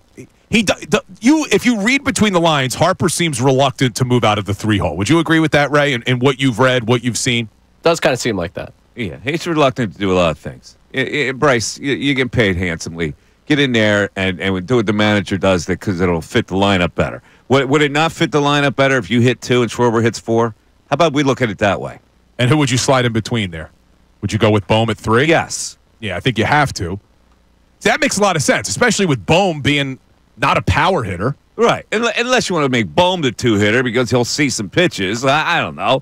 I like the idea of your 2-hitter hitting a bomb to put you up 2-0 or to single or hit a ball in the gap to make it 1-0. But they're not I gonna, like that. But they're not going to put Bohm as your 2-hole because he likes to go righty-lefty. So if you got Turner leading off, he's not going to have Bohm at number 2. All right. Right? So it's got to be either Harper. He doesn't have to hold fast to righty-lefty. Yeah, but at the top of the lineup, he loves that. 610-632-0975. The news at noon is coming up at noon, believe it or not. And we're going to talk some Eagles about the linebacker, Zach Baun. And it's being compared to a certain columnist to the loss of Brian Dawkins way back in the day. We'll talk about that. We'll discuss. Mike Misnelli Show continues. Fanatic Sports Update. What's next for Joel Embiid? I'm Ray Dunn with this Fanatic Sports Update. After 2 lackluster games following the All-Star break, including sitting out in the fourth quarter of Saturday's loss to the Nets, Joel Embiid is headed for further medical analysis. Shams Charania reported last night on NBA Countdown the 76ers and Joel Embiid will be assessing what's next for his left knee. The 76ers and Joel Embiid are now consulting with doctors and considering options such as surgery on his left knee. I'm told that Embiid is scheduled to have test imaging done on his knee early this week. And at that point, both sides will collaborate with specialists on the best path forward. So now we wait. 76ers 20-36, a game and a half out of the play-in, and 12th in the Eastern Conference. They're back in action tonight against the Bulls. You can hear the game right here on 97.5 The Fanatic. Phillies Grapefruit League play began on Saturday. They played 2 games over the weekend. Today's game was postponed due to weather. Flyers picked up a win over the Oilers on Saturday. Back in action tomorrow against the Penguins, and the Union won their season opener 4-2 over Orlando City on Saturday night. This update is brought to you by Rapid Radios. Rapid Radios instant push-to-talk walkie-talkies offering national LTE coverage for a limited time. Go to rapidradios.com now for 60% off and free UPS shipping. Add code radio and get an extra 5% off. I'm Ray Dunn in the home of the 76ers and the Flyers. 97.5 The Fanatic and 97.5thefanatic.com.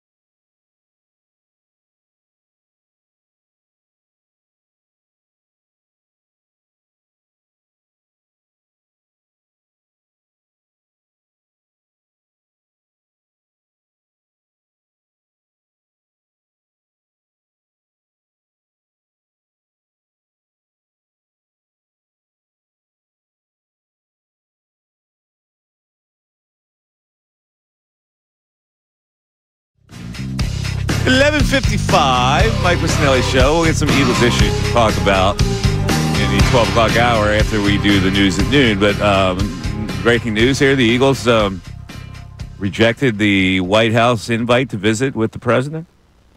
Yeah, I think it came out yesterday. So this is a 2-week-old story from The Sun. Is it 2 weeks old? So, yeah, it came out no yesterday.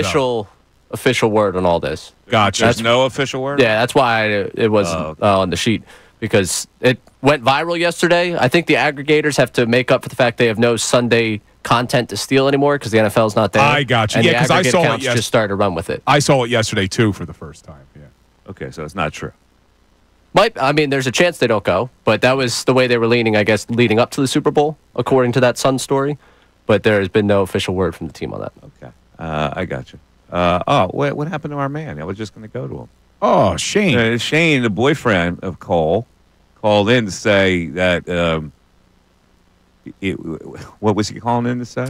I think he wanted to explain that them using Zombie was not supposed to be depressing. Well, I know it's not supposed to be depressing, but it happens to be a depressing song. It's a depressing tone of song as well. So it's like if you're trying to do an upbeat thing, praise Sirianni. I think this may be him calling back. I think you choose another song. That's all I'm saying. I think the reason they probably went with that song was she told us what she can sing it. Well, her voice is perfect for her. Her voice is perfect. I'm sure that she loves singing that song. Look, I think it was very good. Don't get me wrong. I think it was very good. I just am taking Sirianni. I like them both, but I'm going with Sirianni Love. I mean, that's my position. Sirianni Love is based on a song where there's a lyric that says, "Pack a vest for your Jimmy in the city of sex." I mean, that's upbeat. You know what I'm saying? Right. That's upbeat. That's upbeat. And that really fits the two of your vibes. Can't get more upbeat than that. Pack a vest for your Jimmy. Oh, man. He's back. He's back. Right, let's go to Shane. Shane, what's up, brother? How you doing? Hey, Shane. Hey, Shane. Hey, Mike. First time, long time. Yeah, thanks, buddy. Yeah, I just wanted to verify. It's not like meant to be a super sad song, but I know the original Zombie is. And if you play the whole song, there's another verse to the song. I don't know if you played the part. They say, "With our tanks on O-line and their tanks on D-line." You know what I'm saying? So it's all. No, I get it. That you got it's good. They did a good job. You got the football references in there, Shane. I'm just suggesting that maybe that song "Zombie" was not the best tune to use. You know what I'm saying? We also had a couple beverages in us at that time. When we were writing the song. I'm sure you did, and she can sing it. There's no question she can play it and sing it, and it's a great song because if you can sing it, you can sound like her. Now that she's deceased, unfortunately, she was a brilliant performer. Correct. Yes, but I get it. I just hope you guys didn't get to play the second verse. Because the second verse, we always we say, "With Dejan and Zach Bond." You know, the beat just worked. Yeah, it works. It works. That's a good rhyme right there, too. I think the words you put in there are spectacular. I just you guys didn't play the whole song on the radio. That's what it was. Come on, Ray. We're supposed to play the whole song. You cut it off. There's only a God damn it, Ray. Also, you can't play your guys' whole song and then not. Sometimes we have time restrictions. Wait, where'd he go? Someone cut him off. He cut Shane off. I just had to dump. What? He dropped? I didn't hear that. I said GD. Yeah. Oh, I didn't hear that either. Of course you did. I was getting an update on the Twitter poll. I was going to get upset with Shane if he was the one that cursed. No, he was the one in the song because there's one that cursed during the recording of the song that I had to bleep out. Not really a curse, but all right, I get it. Anyway, you're listening to Mike Missinelli Show on WPEN HD1, Burlington, Philadelphia, Beasley Media Group station, broadcasting live from the Comcast Business Studios, powering possibilities. Ladies and gentlemen, boys and girls, it is noon time. Enjoy your lunch over what we call the news at noon. There's a whole lot going on in this world. It's time to catch up. Here's the news at noon. 97.5 The Fanatic and 97.5thefanatic.com. All right, Mr. Ray Dunn, Ray Bob, what do you got today for the news at noon? All right, so Bleacher Report, we're going to go through a number of Philadelphia-centric things because I guess a lot of Philly content out there right now. This one, Bleacher Report, has their walk-off account, does a lot of baseball stuff. And Jimmy Rollins popped up in one of those random questions. I don't know when they filmed this for him, but he was asked who was the worst player at cards that he ever was teammates with. And Kyle Kendrick is catching a stray out of nowhere here. Take a listen to Jimmy Rollins talking about Kyle Kendrick, the cards player. The worst at card games? Sorry, bro. Kyle Kendrick. I mean, he used to come back there in our card games, and it was free lunch. You know, he knows it. I mean, he showed up. He stuck in there. But it got to a point, I think, there was a couple times we just had to kick him out. Like, it's like we will take your money, but we have a lot more of it, and you haven't got your contract yet. So you can sit around and watch us play, but we figured out you really can't play. And because you're our teammate, you're the little brother, we don't want to do you like that. So I love you, Kyle, bro, but, you know, it was lunch money, bro. Lunch money. Poor Kyle Kendrick. Kyle Kendrick loses all the time. He's trying to probably be a good sport because he didn't make any money either. Losing his money to those guys probably would hurt him a lot more. Now, why would he keep playing? It's like that scene in The Wire, the first episode of The Wire, where Snot Boogie. Oh, yeah, keeps stealing the money. Yeah. Why would you let him play? It's America, man. That's such a good part. It is. Why do you keep... If Snot Boogie steals the money every time you play. Kyle Kendrick was probably a worse right-handed pitcher than he was a carp. Do you remember the video? Oh, that was a stray. That was. That's not right. Do you remember the video of when they traded him to Japan? Yes. Yeah, that was funny. He fell for Frank, it. but they did trade him to the Rockies, right? I think his contract was that a free agent thing? Did he get it traded? All right, so he might have. But I saw a guy. I was at the Phillies game, and they were playing the Rockies. And a Phillies fan had a Kyle Kendrick Rockies jersey on. No. Yes. That's incredible. Yeah. How many of those do you think they made? He was a big fan of KK. It's got to be a family member. Is that a custom made? I'm sure that they sold them in Rockyville, and he happened to get one. Guess. Yeah. Trying to find the transaction log for him, how he got there. But wait, he's there for 1 year. Yeah. More shockingly for people is that he was still in professional baseball in 2017. Yeah, 2 games for the Red Sox. Wow. Didn't have great stuff. I hated him as a pitcher. All right, what's next? All right. A.J. Brown went on Good the Kings podcast. We got the audio from Talk About Hurts that we can get to it at some point, and obviously you and Gilly are going to have a little come on. issue with the way he portrayed the media in his podcast. But there was also a part where A.J. Brown tried to come up with the next saying for Jalen Hurts and try to do a Jalen Hurts impression. It's a very short clip, but here is his best attempt at the next saying from Jalen Hurts and how he thinks he sounds. He'll probably say, said I never win. Guess now I got to do it again. That's his Jalen Hurts impression? That's his Jalen Hurts impression.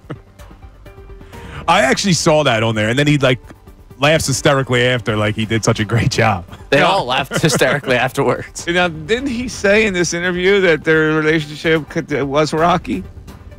Yes. He did say that. He said that he referred to them as 2 alphas, right? They're 2 alphas, and they are competitors and all that stuff. All right, let's get to the part that I really like, because Gilly, media critic that he is, just like a lot of people there. It's the media that causes the problems, and so here is him talking about the time that A.J. Brown was disgruntled enough of not getting involved in the game that he pulled out the famous Ray Dunn book. What's it called again, Ray? Inner Excellence. Yeah, Inner Excellence. And here's Gilly patronizing A.J. When you was reading your book during a game where you wasn't having the best game, they tried to crucify you. Yeah. But and they went out there. Do you think he would be doing that if he had 100 yards receiving and 2 tubs? No, he wouldn't. But then the proof came out where you had an excellent game. You was balling out. And you were still over there reading your book. Right. To those media people who don't, they be so misinformed, but yet they throw that negative energy out there, not knowing nothing that they talking about. Hey, Gilly, how about you stay in your lane, you big hat wearing mother finster? How about that? Were you kidding me? Where do you get off The media, they crucified him. They crucified him? You don't think that was a passive-aggressive thing that he did with that book? They crucified him.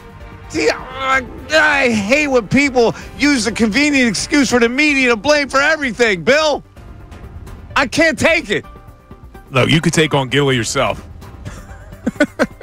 I'll take Gilly on. I'll wear a big hat. We'll go to the streets. We need to do. Look, we like Sirianni Love. We may be creating a diss track if Gilly comes after you. It's going to be a Drake, Gilly, come Kendrick after me. Lamar battle. Oh, the big bad media, they don't know anything. Look, what I will say, and the book was weird. I agree with you on that. The media has been a little over the top with AJ. I mean, all summer long, I remember being on this station fighting back against people saying they should trade A.J. Brown. Oh, the things he's been through. Poor A.J. He's been through hell here in Philly. Come on, Bill. Stop it. But save that for somebody else. There were a lot of people. I'm not saying you. There were a lot of people this summer, a different radio station. A.J. Brown causes his own scrutiny. He does it passive-aggressively. Is he a good player? Sure, he's a good player. Is he liked here? Yes, of course he's liked. Is he an important player? Yes, he is. He plays with you sometimes. Yeah, but don't you think, and A.J. Brown actually said this, and I agree with him, don't you think because of the McNabb-Owens history that we tend to overreact to everything A.J. Brown does? No. I think we do. We don't. Because he's the one that introduced the whole thing with Jalen Hurts. Did we? Did you see was it the media crucifying him, or was it him bringing that up? With what? The Jalen Hurts stuff. There was a rift between them. That was Brandon Graham. Okay, Brandon Graham brought it up. He should know. Yeah, I mean, it wasn't AJ. I'm not even talking about what happened this season. I'm talking about, and Gilly may be talking about what happened this season. I'm talking about all offseason. People were saying, should they trade A.J. Brown, which I thought was ridiculous when you have the best receiver we've ever seen in an Eagles uniform. That's right, best receiver we've ever seen. That's idiotic, but nobody crucified him. Come on, man. Let's move on to third. So I was just catching up my internet excellence. Yeah, Ray was reading the book. Okay. Ray. All right, last one for Ray you. was disgruntled that we were just not including him in the conversation. So he was sending a message to the program director. If I don't get my catches, I'm very upset. All right, go. All right. Last one here. Jalix Hunt went on, I believe the podcast is Pete's Take, which I think a college student in Virginia. I don't know how I got a hold of Jalix Hunt, looking for him, and gave the Vic Fangio story to end all Vic Fangio stories, talking about how he was upset with the second half of the Super Bowl's performance. He's just a cool Italian guy. He started really opening up to us the more the season went on. When he first got there, he was judging everybody. After we won the Super Bowl, we came in, I think we had the parade Friday. On Thursday, we came in just for a team meeting to let everybody know how the parade was going to go. The offense dips out. Vic, defense come out. He goes over, we have a checklist each game of what we need to do. And if you get a yes in those boxes, 9 times out of 10 win. Do we win? Yes. Do we hold them to less than 4 explosive plays? Yes. Did we win on third down conversions? Yes. Did we win on fourth down conversions? Did we stop them in the red zone? Did we miss tackles? Did we sack Mahomes? Like, each thing. He goes to just the first half stats. Good. We stopped them here. They got negative 55 yards, negative 11 in the first half. This is unacceptable.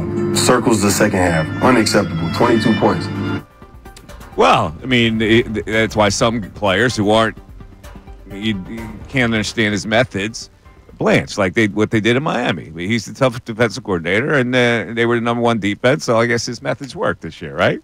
I guess being displeased about the second half resonates. Yeah, and I wonder if that was done tongue-in-cheek or if he was being serious. No, I think he's being serious. He's an old-school serious guy. Like, he's not going to allow for them to be satisfied with their performance. All those old-school guys are like that. That's wild, man. Yeah, I mean, even Crossing Swords had that story. Yeah, that was everywhere. Crossing Swords wouldn't have Sirianni Love, but they put that story in there. I just love that the offense left after preparing for the parade and the defense had to hang. 610-632-0975, back after this.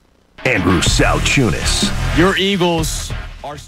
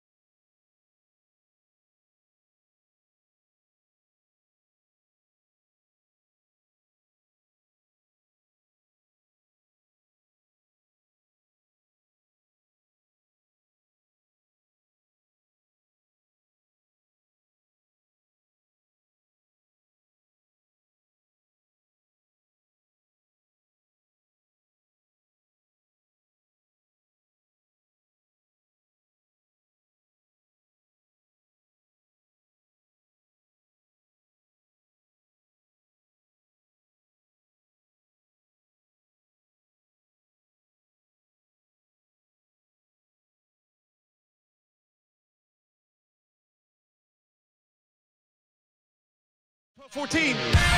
Mike Maselli Show, 97.5 The Fanatic. I was watching a new show just started again. Like, you're looking for a new show, right? This looks like it's really promising. I watched the first episode, or half the first episode, last night. Robert De Niro is in a series on Netflix, right? On Netflix. It's And this good? dude keeps working and working. The premise certainly seems good. It's he's an ex-president who's now investigating some kind of thing that they're calling Zero Day, where it was a terrorist attack where all the cellular phones and data went out and caused all these massive collisions on transit systems and such. Yeah, I got to watch it because I'm looking for a new. I'm coming to the end of rewatching Succession, so I need something. Called Zero Day. Yeah, it's been recommended to me. There's a new one coming out on Thursday too, about the Lakers. Who's the daughter of Goldie Hawn? Kate Hudson. Kate Hudson, I believe, is in it. That's coming out. What is she? Yeah, Running Point, it's called. It's a comedy series about a reformed party girl must prove herself as a businesswoman when she's unexpectedly put in charge of her family's pro basketball team. So I don't know if that's going to be any good. I didn't realize that it was completely fake. I thought it was going to be some true story. Because you were watching that, what is it called? Something Gold? Yes. That's the U.S. They did it real. You know, the executive producers of that? The Obamas. Yeah. Yeah. How'd they get involved in producing? Well, Barack's in it a little bit, too, because he met with the team. Yeah, I saw that episode already. Yeah, that was episode 1.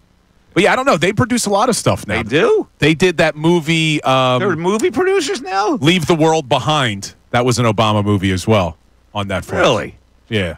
They're into the know that. They're into the I Hollywood guess you need a second career once you've been a 2-term president.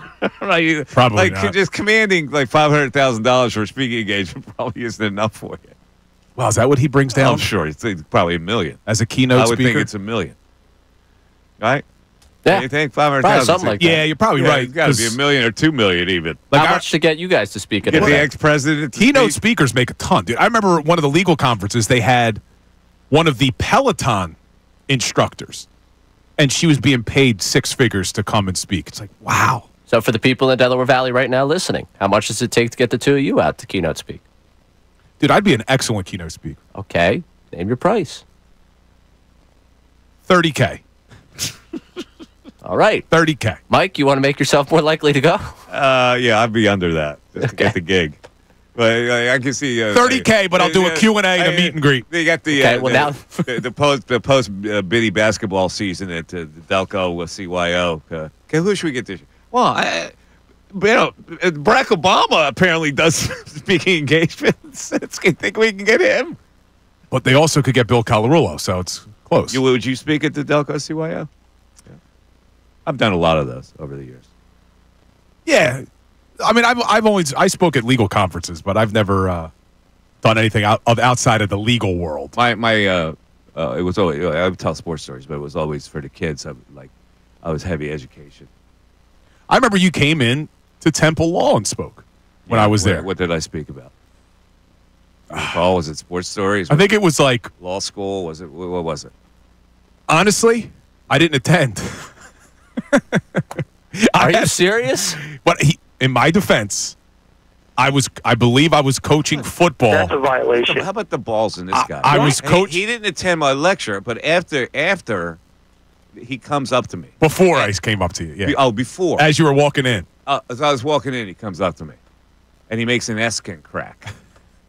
This is how obnoxious this idiot was. Are you serious? Yeah. Is this a real story? This is a I've real been story. working with you guys for 6 months, and we just got to this story. It's a real story. I didn't know who he was at the time. I had no idea that I'd be eventually working with him. This I is just the thought he true was some story. Punk law student. So I saw Mike Missinelli was coming to speak. I couldn't go to the speaking engagement because I was coaching football at the time, so I had to rush back. I was coaching at Bishop Eustace.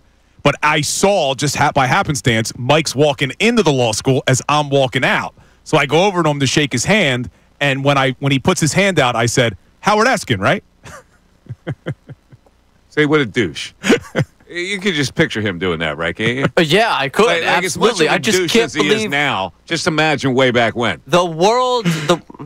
The fact that the world brought the two of you together. That was not planned either. It just came to me when he went to shake my hand like I'm going to say something funny, and it just popped into my mind.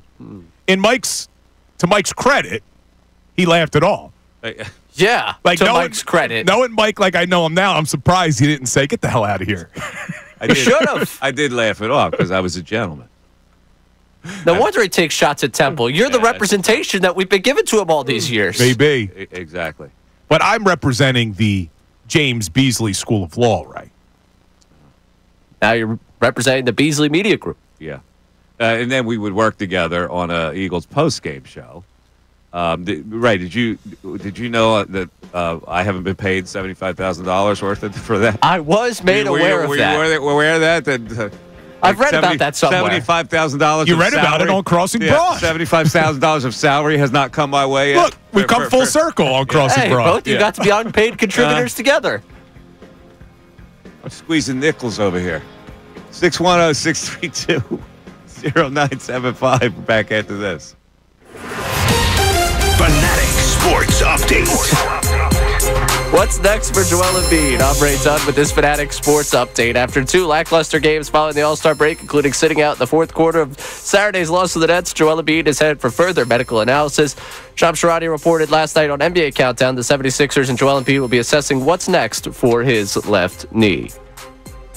The 76ers and Joel Embiid are now consulting with doctors and considering options such as surgery on his left knee. I'm told that Embiid is scheduled to have tests imaging done on his knee early this week. And at that point, both sides will collaborate with specialists on the best path forward. 76ers now 20-36, a game and a half out of the play-in, and 12th in the Eastern Conference. They're back in action tonight against Bulls. You can hear the game right here on 97.5 The Fanatic. Phillies' Grapefruit League play began on Saturday, played 2 games over the weekend. Today's game was postponed due to weather. Flyers picked up a win over the Oilers on Saturday, back in action tomorrow against the Penguins, and the Union won their season opener 4-2 over Orlando City on Saturday night. This update's brought to you by Straight Talk Wireless. Need more data so you can stream your Jam mix on loop? Switch to Straight Talk and get real unlimited data on a reliable 5G network. Straight Talk available at Walmart or straighttalk.com. I'm Ray Dunn on the home of the 76ers and the Flyers, 97.5 The Fanatic and 97.5thefanatic.com.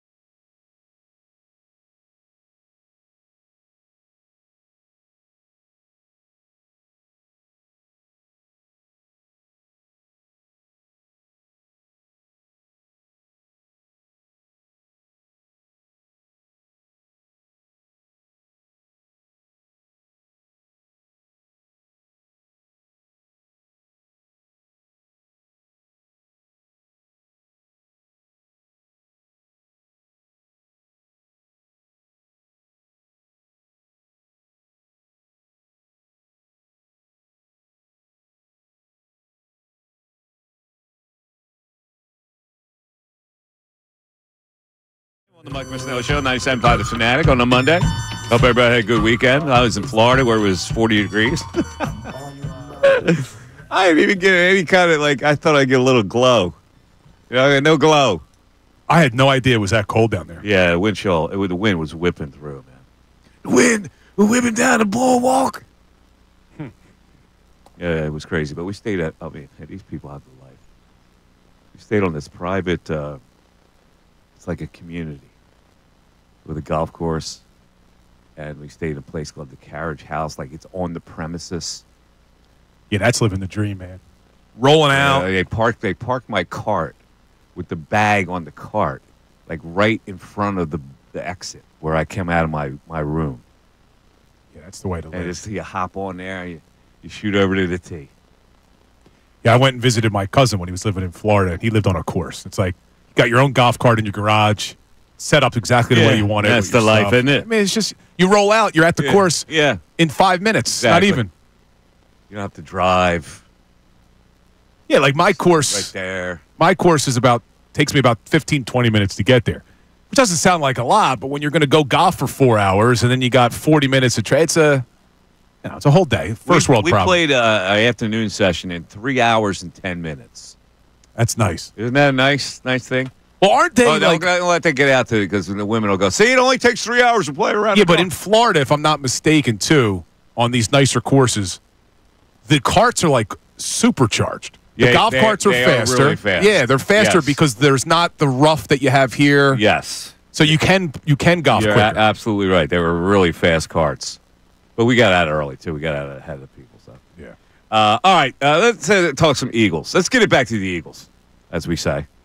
Zach Bond is obviously a big decision for the Eagles and what they're going to pay him. Should be priority number one. Yeah, and I don't know if they're going to go as high. I mean, originally we thought there's no way they would, but he's so valuable, he proved to be so valuable that there would be an outrage if they let him walk here. So they may have to overpay for that whole thing. But there was a story in the paper today about this being akin to letting, if you let Bond leave, it's kind of the same as you let Brian Dawkins leave at the time. And we both looked at the story and said, well, not really. I mean, Bond is in his prime right now and was a Pro Bowl player. Brian Dawkins really should have gotten merit pay. That's the reason why he should have stayed here. You shouldn't have tried to lowball him. You give him merit pay at that point because he was kind of in the twilight of his career, right? I didn't understand the purpose of the article. And look, I know Marcus Hayes has been doing this a long time, but it was almost like, let me throw in Brian Dawkins so that people want to click and read it. Because and he even says in there, oh, this isn't an apples to apples comparison. It's an apples to pomegranate comparison. Well, then why compare it? There's no comparison. There is zero comparison. Yeah, Brian Dawkins not only was the heart and soul of this team for years, and you're right, he earned the merit pay. Zach Bond's been here for one season, was a Defensive Player of the Year finalist. You should never put those two in the same conversation when talking about the free agent decision that needs to be made. I didn't get it at all. Listen, we were outraged when that happened with Dog. There's no way that should have happened. And, Joe Banner has his own version of that thing where he kind of excuses himself from blame for that. But clearly the Eagles, at that point when Banner was there, really held fast to the worth of a player. And instead of looking at Brian Dawkins as, well, it doesn't matter what the worth of him as a player is right now. It's what's worth it is that we would take a terrible hit if we lowballed him here and let somebody else sign him for a couple more $1 million. Yeah, I'm okay with the old saying in the NFL, it's better to move on from a player a year too soon than a year too late, but not when you're talking about a legend like Brian Dawkins. We've talked about this with Darius Slay on Friday when you were here. I talked about how I think it's time that you move on from Darius Slay because you save a lot of money on the cap this season, a lot of money on the cap next season. It's a tough decision, but better to move on now because he gets up there in years. That does not apply to a Brian Dawkins, an all-time player, an all-time leader. It was startling at the time that they would allow him to and he didn't want to go. But he couldn't look himself in the mirror and say, well, this team's lowball me after what I've done for this franchise, and they're going to sign in Denver for $1.5 million more a year or whatever it was at the time. And they should have been totally embarrassed to let that happen in front of their nose. And it did happen. But it was a different regime. See, we complained a lot about that regime. This regime actually probably overpaid Brandon Graham for his worth at that point. to keep him here as a legend. Well, and you could also make the argument. I mean, Howie was on that staff with Joe Banner, but Banner was the decision maker. You could also make the argument, though, that Howie Roseman did the opposite after they won the Super Bowl in 2017. He probably rewarded too many players and brought them back. So you need to be a little bit more cold-hearted, but not about a legend like B-Dog. But again, that doesn't apply to what Zach Baun is. Zach Baun is 1 year he's been here, and he's been great. He's a premier player. So it doesn't, the comparison falls short of the Dawkins thing. It was not a premier player at the time. But the same principle applies. You shouldn't lose either one of them. So if you have to overpay for one of them and give a little more money as merit pay to the other, the right thing to do is not let Dawkins leave and not let Baun leave. Now, I thought that it would kind of be a no-brainer that they would bring back Zach Baun. I still feel that they're going to. But Jeff McClain did his stay or go in the Inquirer on Friday, and he has Zach Baun leaving. And when you look at the history of Howie Roseman, he doesn't really value the linebacker position. They went to the Super Bowl in 2022. T.J. Edwards had a great season. They let him walk. So is there really a chance, Mike, that they would let this guy out the door after he just became a Defensive Player of the Year finalist? I'll tell you what, if you're going to do that, then you better have a replacement that plays pretty well, because you won't know that until the season actually starts. But if you're going to play a game like that, it's hard to make sure that guy is going to be as good as Baun, but he better be, because this fan base will go, see, you wanted to save a couple dollars? So I said this on Friday, and they clipped it and they posted it to social, so I had a few people come after me in the comments, not really come after me, but give their opinion, and said that Zach Baun is just a product of the system. Well, I'm not buying that, though. I know Vic Fangio helps. Absolutely, Vic Fangio helps. But I watched with my own two eyes. Zach Baun is not just a product of the system. That guy can play. If you have trust in Fangio, and Fangio really feels that this guy really works in his defense, then you can't have another opinion that he's a one-year wonder. He's whatever. Whatever he is, the coach who's a serious defensive coordinator with a great reputation in this league says that guy works. So whose word are you going to take?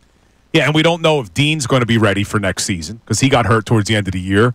Is Jeremiah Trotter Jr. ready to step up? Do you bring back Aaron Burks, played well in the Super Bowl? I just still think Zach Baun, to me, would be the number one free agent priority. Listen, in this day and age, linebackers are held in more of a premium than previous Eagle regimes have considered, right? So you learn, as the game changes, you learn a little bit more about certain positions and how you value them. In this particular situation, you might not like to pay a linebacker $16 million or $17 million, but in this particular situation, you're probably going to have to bite the bullet and do it, because more bad things can happen if you don't than good. And those bad things you saw, I got to stop saying last season because that just happened, but 2 years ago in 2023, you saw what bad linebacker play produced. When you didn't have strong linebacker play, you had the 30th ranked defense. I don't think that there's a coincidence there. And then you go out and you panic and you sign a guy like Shaq Leonard, who was clearly washed. You tried to bring in guys during training camp. One of them retired to become a plumber a couple weeks later. You can't go into a season like that again. So I'm with you. Even if you have to overpay Baun a little bit, pay him, figure out the contract. And Howie we trust when it comes to finances. Let me ask you a question. We just had the muse here. Was the Brian Dawkins situation one of the three worst things you can remember in your following the Eagles? What they did in that situation? Does that stand out as one of the three most terrible things? Yeah, I'm trying to think what could have been worse decisions that they made in recent memory. I mean, that one was bad. And I was working for the Eagles at the time, and I remember the next season, Denver came to town, and I have never seen, still to this day, that many opposing jerseys at the link. What could be worse? People are rocking the Dawkins I mean, you Broncos. think about it, letting a legend like that and the way they treated him. What could be? What are worst things that happened in your recent memory?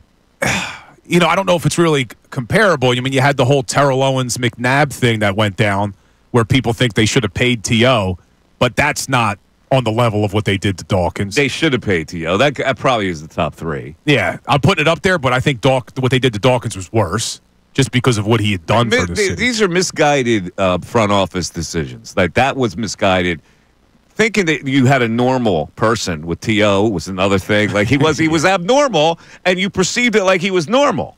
And so that was a terrible read. And so was the read on Dawkins. What else was as terrible a read? A texter just said it, and I was going to say it, but this was more the Chip Kelly. But what Chip Kelly did with Deshaun and LeSean. Cutting Deshaun Jackson and getting nothing in return when the guy's in his prime. Trading LeSean McCoy straight up for Kiko Alonso when the guy's in his prime. It's a pretty good 3. 610-632-0975. We'll give an update on our musical poll, Sirianni Love versus the remake of Zombie with Sirianni being lauded in it. And also lots of 76ers text to all people. $2 tonight. You can see the team for $2. Ray, invite the whole family. Invite every classmate you ever had at Temple and spring for it for $2. I would say no. Come on, you sit up there anyway. Call your friends and say, listen, I'm sit up there. Poor Ray paid full price. That's right. I'm paying tonight for you guys. $2. Are you kidding me? I'm going to take the $10 prices down low, show them the ticket rep, and say, I guess I could get an upgrade tonight. What are we talking about? Back after this. Monday, February 24th, the Sixers.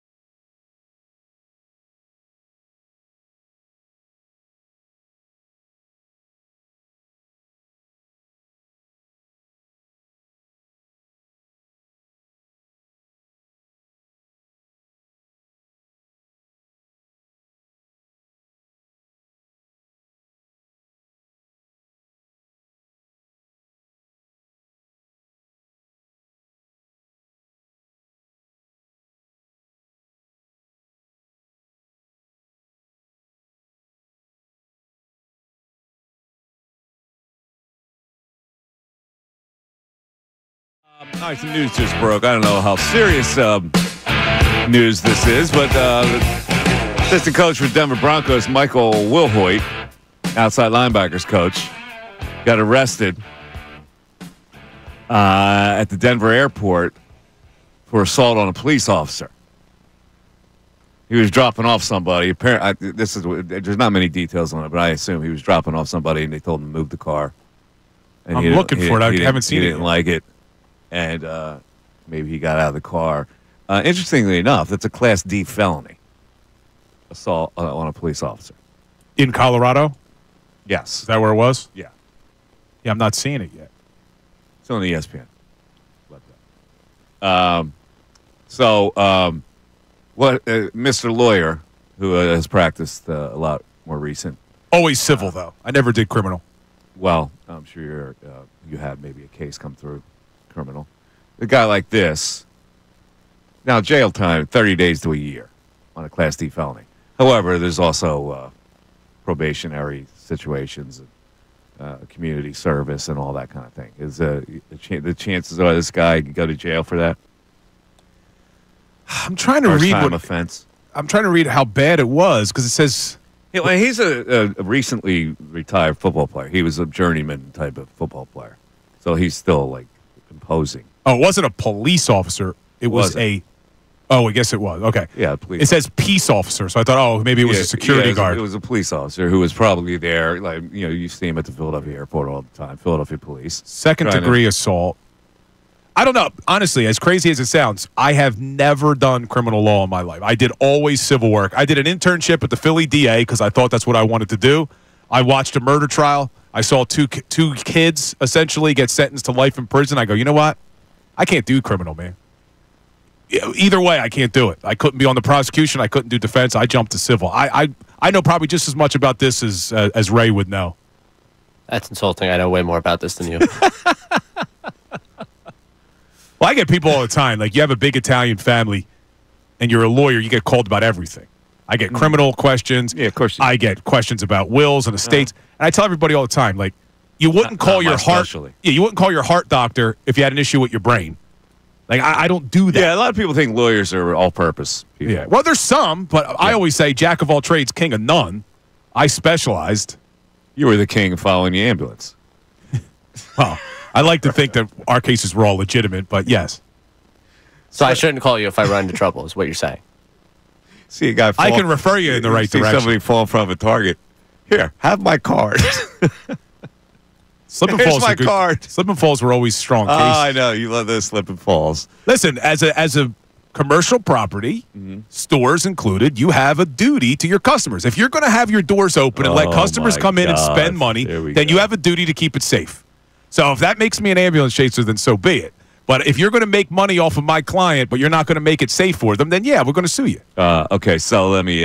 Somebody's grocery shopping, and they bust a jar of pickles, and so somebody comes by subsequently at the same time, not seeing the busted jar of pickles, slides on the liquid that has spilled out of the jar, falls on their rump, and injures their spine. You're all over that. Not necessarily. The grocery store should pay for that. Well, not necessarily, because you missed a key element in there. What's that? The grocery store has to have notice. So if it had just happened, if you dropped the pickle jar and then I fall, there's no notice. What's the requisite notice time for you? Well, it's reasonable. Is basically what it is. So you have to 5 show, minutes. Well, you got to show that. Would a reasonably prudent person have discovered I get the legalese that you're throwing at me. I'm doing the practicality of it. Who's going to see that? Like what store employee, unless they're alerted by a customer. So how long is long? Well, when you say alerted by a customer, if you were the representative from the store that I was going to be deposing. He's litigating this case. Yeah, I would ask you, can you tell me, sir, the last time that aisle 6 was inspected by one of your employees prior to my client falling? And if you can't tell me when the last time that aisle was inspected, well, now I'm going to say that you didn't handle it as a reasonably prudent person would have, which is inspect your premises. And you know that freaking jar of pickles then goes up $1 because of your analysis. No way. Are you kidding me? I'm taking notes back here, Bill. This is all insurance, man. I know how we're going to make our money now. This is all insurance for a related. grocery store trying to serve regular customers, and somebody knocks off a jar of pickles, and they got to pay. Well, here's the other thing. $25,000 for pain and injury and suffering. This was the other argument that they would always try to make. Well, were you watching where you were walking? They would say to the person.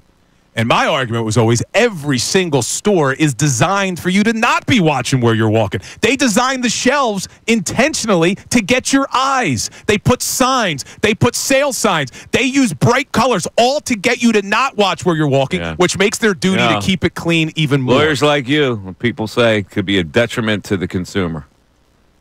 Let's go to the text board. Let's go to the text board. The text board. Ray, what do we have with the text board today? Terrence from Wilmington. Mike and Bill, I think Daryl Morey is getting the biggest pass out of everyone. We've seen this before, a GM who's failed to put a roster together, continuing to add veteran players that don't work, and when it looks like his tenure is about to end, he makes a bad signing like George, then extends Embiid, then gets fired and leaves the team and the next GM to clean up the mess. You know, I went on a rant for this first hour. There was hardly any reaction to it. So I don't know what else to say. I think this has been a disgrace, what has happened to this fan base over this Sixer team. We don't know exactly what's wrong with the knee. We don't know exactly what his personal responsibility to the team was coming into the season. We don't know if he needed surgery. Why didn't he get it right after the season that was completed? Why did he play in the Olympics? Why did they decide to extend him, thinking that they could manage this whole thing? And so the bigger question is, are you still in on Embiid? He's 30 years old now. 30. And the rationale for the Sixers is, well, we have to put a team around him that can win as long as we have him. We have to have the Embiid window here, so we can only proceed one way. Now, is that way gone? It may be, and that's the sad reality. It may be. I don't know. Can we anticipate that Joel Embiid will ever get back to the dominant Joel you saw before the meniscus tear last season?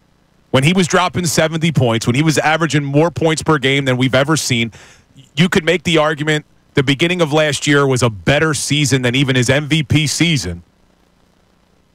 I don't know if we'll ever see that player again. Well, listen, I don't think we're going to see it either. When you have a degenerative knee condition, unless there's a miracle cure, they can manage it. I've seen many situations where they go through these this platelet thing or this Synvisc thing that they shoot in your knee, and you manage it that way. But we don't have any information at all on what's going on with Embiid or what this injury is, other than it seems to swell up when he plays. And what complicates all this is he's 7 feet tall. Like, I know there have been other people who've had knee injuries, but they're not the size that Joel Embiid is. So I don't know, man. I don't know, but I'll tell you this. Does anybody have faith that the Sixers medical staff is going to be the one that figure out the radical treatment plan that's going to get this guy back to the Joel Embiid that he was? Because right now, they're the same medical staff that said, yeah, go ahead and sign him to a 3-year super max extension. I just don't have faith in anything that this team does anymore. We'll take a break. It's so depressing. I mean, listen, the Eagles carried the Sixers through this whole season. And now, when the transition normally is, we get the NBA playoffs to look forward to. And then after that, we're into a baseball season almost in midsummer. Now what do we have? Nothing. 610-632-0975. We'll give you our poll update on the song and see how our song is doing against the Zombie remake. Mike Misnelli Show continues. Fanatic Sports Update. What's next for Joel Embiid? I'm Ray Dunn with this Fanatic Sports Update. After 2 lackluster games following the All-Star break, including sitting out the fourth quarter of Saturday's loss to the Nets, Joel Embiid is headed for further medical analysis. Shams Charania reported last night on NBA Countdown the 76ers and Joel Embiid will be assessing what's next for his left knee. The 76ers and Joel Embiid are now consulting with doctors and considering options such as surgery on his left knee. I'm told that Embiid is scheduled to have tests, imaging done on his knee early this week. And at that point, both sides will collaborate with specialists on the best path forward. So we'll see what happens there. As the 76ers now 20-36, a game and a half out of the play-in, and 12th in the Eastern Conference. They're back in action tonight against Bulls. You can hear the game right here on 97.5 The Fanatic. Phillies Grapefruit League play began on Saturday as they played 2 games over the weekend. Today's game was postponed due to weather. The Flyers picked up a win over the Oilers on Saturday and back in action tomorrow against the Penguins. Union won their season opener 4-2 over Orlando City on Saturday night. This update's brought to you by Mercedes-Benz. At Mercedes-Benz, there's a reason they go the extra mile. From testing their vehicles to creating AI that can anticipate your needs on the road, they demand that every car is worthy of their star because it's Mercedes-Benz. I'm Ray Down on the home of the 76ers and the Flyers, 97.5 The Fanatic and 97.5thefanatic.com.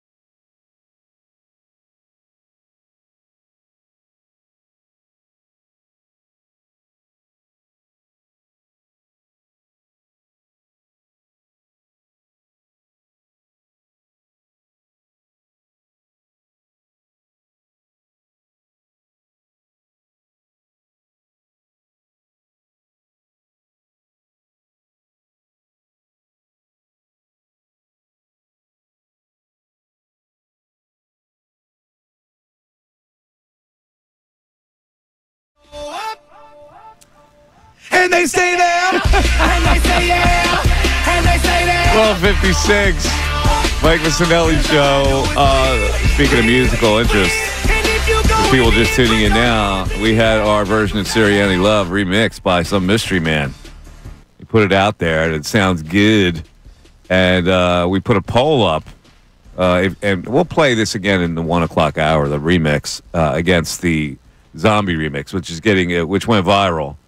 Her name is Cole Campbell. Cole Campbell, guitar player and writer, music writer, singer. And it's good. I like it. Yeah, and she did a remake, professing kind of Sirianni Love to the tune "Zombie" by the Cranberries, which I thought was a very unusual choice. And I think ours is better. And we have a poll up there as to which version is better to laud the great Nick Sirianni. Ray, what does the poll say right now? Right now, the poll results with 41% of the vote, it is Sirianni by Cole Campbell, and 59% of the vote right now going to Sirianni Love. Oh, yeah, we're running away with this, baby. If you haven't voted yet, get over to the Fanatics Twitter handle. Yes. At 97.5 The Fanatic. We got a lot of texts. Texts are being out on Embiid. Lots of 76ers texts today, although we haven't had a lot of conversation about it on the telephone lines, but we have it on the text board. So what are the text boards saying? We have Eric from Virginia, not totally out on Embiid, but the Sixers are no longer must-see TV. If I have nothing else going on or nothing to watch, I'll check them out. You know, it's just a shame because I feel the same way. Like, this is my job to watch them. And I go, oh, man. Like, they played the Nets last game. I'm really invested in this. To watch this team play against the Nets. And now it's the Bulls tonight where they have $2 tickets. You can treat 30 of your friends. 30. Call 30 of your friends. You're never going to be able to invite 30 of your friends to a Sixer game. So, it's on me. It's on me. Come on. Everybody I've ever known, come to the game tonight, and it's on me. $2 tickets. See, I think the better thing to do would not to be invite 30 of your friends. Invite 30 of your enemies and force them to watch. That would be better. It's a good thing. Family members, hey, come in, I'm treating. See, here's what's telling, though. And if the Sixers are tuned in, this is what's telling. We started the show to talk about the frustration we have with the Sixers, the frustration we have about the Joel Embiid situation, and no one cares, man. No We're one not cares. Getting calls. You're right. People have they've tuned you out. That's what makes this worse than anything. I know. All right. Well, in the 1 o'clock hour, we got some news breaking that involves the tush push. That is coming up. But let's go back to the text board with the Sixer text. I want to get as many Sixers texts because I want to find out. I think the people are out on Embiid. I really do. I think that they've seen the light. This is the good it's ever going to get with this guy's career here. And it didn't work. You know, we tried. It did not work. And so for the rest of his career, it's going to be one of those deals because everybody else has improved. And the Sixers are now in a position where they almost have to restart. Like, it's like, you know, what are you going to get out of Paul George now in the next couple of years? What are you going to get out of Embiid for the next couple of years? I don't understand what you're going to get. Well, you're going to give up a lot of cash, that's for sure. But I don't know what you're going to get on the court. But when you say, are you out on Joel, if I'm answering that question, I'm saying yes, because I don't think they're going to win anything with him. But at the same time, I do appreciate what he's given to this team. Like I said to you, I think that maybe people are overreacting to what Joel Embiid gave to this team over the last few years. I don't think that we should be going over the top in the criticism of the man who was a dominant force for the last 5 seasons. Let me ask you a question. Did he check out on a couple games against the Celtics? In the playoffs a couple years back? Yeah. Wasn't a great game. Did he check out against the Knicks last year? Yeah, what was that, Game 6 where they could have closed it out at home, and then they didn't really show up, and then Game 7 was a disaster. He got saved a little bit last year because he looked terrible. What game was it? Was it Game 5 where Maxey went off and hit that like half-court shot to send it to overtime? Ray, your memory's better than mine with this. I think it was Game 5. Yeah. Was it Game 5 where Embiid showed up in the final game of the series, and he played really well in some other games, but in that closeout game, in the series? Yeah, in that closeout game, Embiid didn't look great. Maxey kind of saved them from the narrative being all summer. Because outside of that, they did not lose the series to the Knicks because of Joel. They lost the series to the Knicks because when Joel wasn't on the court, they literally had zero answers. Zero answers. Because he was a positive to finish the series. But when he wasn't on the court, they were a negative. All right. It's Mike Misnelli Show. You're listening to WPEN HD1, Burlington, Philadelphia, a Beasley Media Group station, broadcasting live from the Comcast Business Studio, powering possibilities. I'm just saying, listen, I know all the circumstances, and I know it takes a whole team. But when you're a team and what you've done for the franchise, if you can never get out of the second round, what have you really done? Like, should you be a dominant enough player to get your team out of the second round against the competition that you've lost to? Yeah, that's the tough argument to get past. I mean, look, they could have beat, I know could have, should have, but they could have beat the Raptors, who went on to win the NBA championship that year, right? It just so happens that they went up against them in the second round. That is some bad luck there on the quadruple. Were the Raptors that great? They won the NBA Finals. Yeah, were they that great a team when you look at it? Well, they had one dominant player. Right, he dominated. But didn't they have Siakam on that team, in other too? words, he delivered. Who was on that team? I can't remember. He delivered it. Yeah, Siakam was on that team. Yeah. He delivered, and Van Vliet. He delivered that team a championship as a dominant player. Did he not? In 1 year. Uh-huh. Right? Went there for one season and brought them a championship. Now, do we not have the right to expect the same thing? You tell me. Maybe I'm wrong. I know I'm coming off as a Embiid apologist today. I just look at some of the things that this guy has gone through, and you can't just build up to, well, he needs to be in better shape, or like the orbital fractures, the Bell's palsy, like the guy's falling on his leg. Like there was just, I feel bad for him on a personal level in some respects because he was such a dominant player. Now, I do have to agree with you. If you're that dominant of a player, I guess he should have been able to carry them even without surrounding talent outside of the second round. But a lot of it has been bad luck. Okay. I know. It's all right, here's the news. It's tough. It's a tough reality. Ladies and gentlemen, a team in the NFL, do we know what team it is? They have not said which team. A team in the NFL has submitted a proposal to ban the tush push. Troy Vincent revealed that today, that there is a team out there that has submitted a proposal to ban the tush push. How do we feel about this? I am 100% for it. I'm sorry. From the jump, I didn't think this was a football play. I thought it was more of a rugby play. And just because the Eagles do it better than anybody else, I know, well, people could do the same. Yeah, I get it. It's not a football play. You can't possibly think it's a football play when it is such a one-sided advantage. I don't know why teams aren't as successful. They should be. You're getting 1,000 pounds of weight behind a guy who's a strong guy as it is. You should convert the tush push 99% of the time. It's an unfair play. I couldn't disagree more, man. It's not just because it's the Eagles that run it so effectively. This isn't a homer take. I don't like when people say it's not a football homer play. Take. Come on. How is it not a football play? Because how is it not? Let me ask you a question. Why was it banned before? It's a quarterback sneak. Why wasn't it banned before? Look, it was banned before, I should say. Well, why was it banned before? You can't pull guys forward, but you can push them from behind. Well, but that part was banned. You couldn't do that. I don't see why you shouldn't be able to do that. Why do you think the rationale was in the first place that he couldn't do it? Because it's unfair. It's an unfair advantage for one team. I don't like that it's not a football play. I think it is a football play. It's a quarterback sneak. And, yeah, you get a guy that pushes you from behind. I don't know. I think that it should stay. Now, look, they're going to need 24 owners to vote to ban it for it to get banned.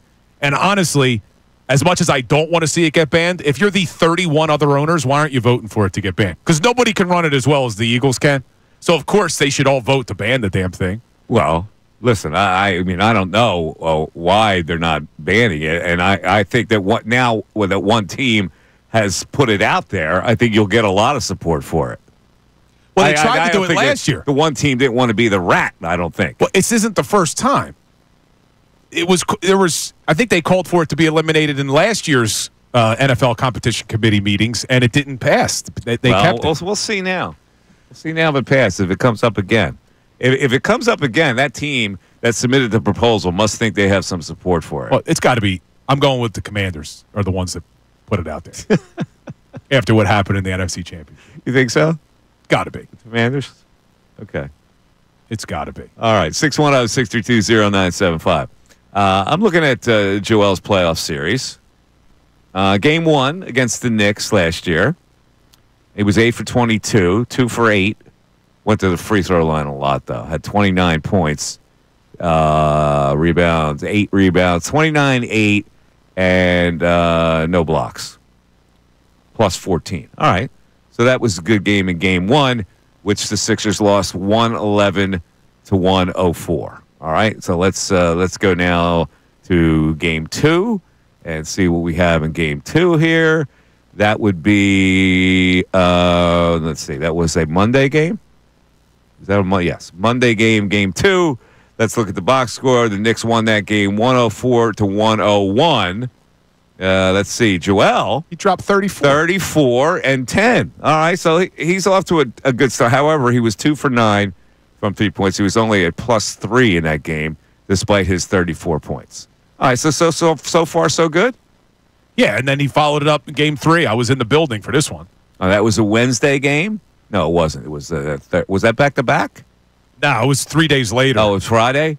Remember they lucked out. They kind of got spaced out. They kind of lucked out with Saturday game. No, it wasn't a Saturday game. No, it was during the week. I was there. I forget what day of the week it was because I did the Sixers pregame show down there that day. Oh, you did? Yeah, and that was the night he dropped the 50-piece. Okay. The only bad game he had was Game 5, and he got bailed out by Maxey that night. But he actually played really well on one leg. He scored 50, and they won the game, 125 to 114. Okay, so we're golden so far. Let's see what happens at the end of that series. 610-632-0975, back after this. Tyrone Johnson, Ricky Vitalico, and Silvonic.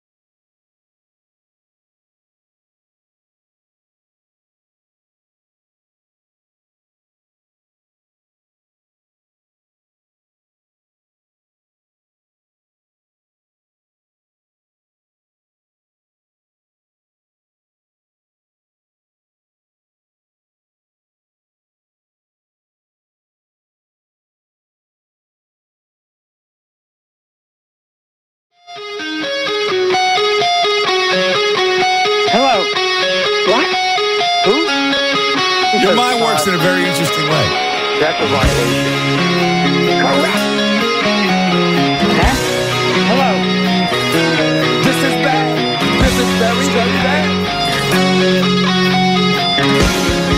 Just when I thought I was out. I'm the smartest coach in the world. Hell yeah. Ladies and gentlemen, we've given you the Guns N' Roses concert. Yeah. Well, you were in the bathroom. I got caught talking to Ricky Bo back there. You pick me up.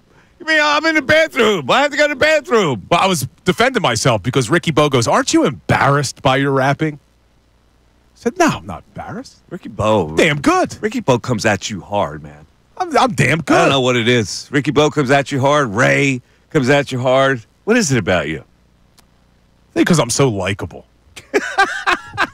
I think that's what it is. That's it. You nailed it. It's like he's so likable. Figured that one out. All right. Let's just quickly go back to the Sixers series to see what Joel did. He had 27 and 10 in Game 4, which the Knicks won 97-92. So there you go. He had one bad game that series, and the Sixers actually won. It happened to be the elimination game, right? Yeah, Game 5. Game 5. Let's go to Game 5 here. Now, I say he had a bad game. It was a plus 14. Overtime win. The Sixers. No, the Sixers they won Game 5. Yeah, that was the overtime. That was his one bad game, but they won it. Maxey hits that half-court shot to send it to overtime. Joel had 19 and 10 in that game. It was a plus 14, so it wasn't that bad. Yeah, but if you go back and watch, I just remember in the moment. He had 16. He had 10 assists. Yeah, but 19, 10, and 16 and 10. Ray, you remember that game, right? It wasn't a great game by Joel. No, if there was one game in that series where he didn't look his dominant side. Like, I know the stats are saying it, but yeah, he I also remember kind of clutched up in the overtime because he was down the stretch. He was looked like he was laboring, and then he kind of figured it out. And I think there's when they finally got bailed out. If I'm not mistaken, too, there was like a clip of him saying to Maxey, like, "I need you." Like he was done. He was white. Yeah. Yeah. All right. Here's the elimination game. He played 40 minutes. He had 39 and 13. How many points did Tobias have in that game? 0, right? Yeah. Well, that was also the game where finally Buddy Hield shows up and is lights out, and then they don't play him in the third quarter. He had 20 points. He was lights out in the second quarter, and then Nick Nurse makes a decision to not go back to him in the third. Let me ask you about their bench back then. Batum, Paul Reed, I like Cameron Payne, Buddy Hield was their bench. I like Nico Batum. Paul Reed, no. He wasn't. There was a reason why when Embiid left the court that they were just a disaster. Buddy Hield, up until Game 6, gave you nothing. Yeah. Absolutely nothing. I'm just trying to compare the Sixers bench last year to the Sixers bench this year to just see if they actually, performed. Upgraded? Yeah, well, it would be tough to upgrade because you remember Daryl Morey told us when they made the trade for Buddy Hield that they got the best player at the deadline. Yeah. So, tough to upgrade. Tobias Harris played 49 minutes in that overtime win. 19 points for Tobias. And it really shortchanged Tobias. He put up Paul George numbers in that series. I was just going to ask you. He did. Who would you rather have right now, Tobias or Paul George? They're the same player right now. Isn't that crazy? Well, I mean, we had Tobias Harris celebration day when he signed with Detroit this offseason. And now it looks like they got maybe a worse deal because Paul George is under contract for the next 3. Yeah. By the way, that's in that Knicks series, Maxey got cooked defensively. Jalen Brunson had him for lunch. Brunson was series. Yeah, he was a stud. All right, let's go to the phones. We got the Guru in New Jersey. What's up, Guru? Yeah, what's going on, fellas? What's happening? Yeah, so I'm going to leave this phone call to let you know that my precedent is to bust a lot of stones. So for years going on, Ray knows we've had this Embiid dialogue, and I believe that when you first got back, like the first week, you busted my stones about the Guru name.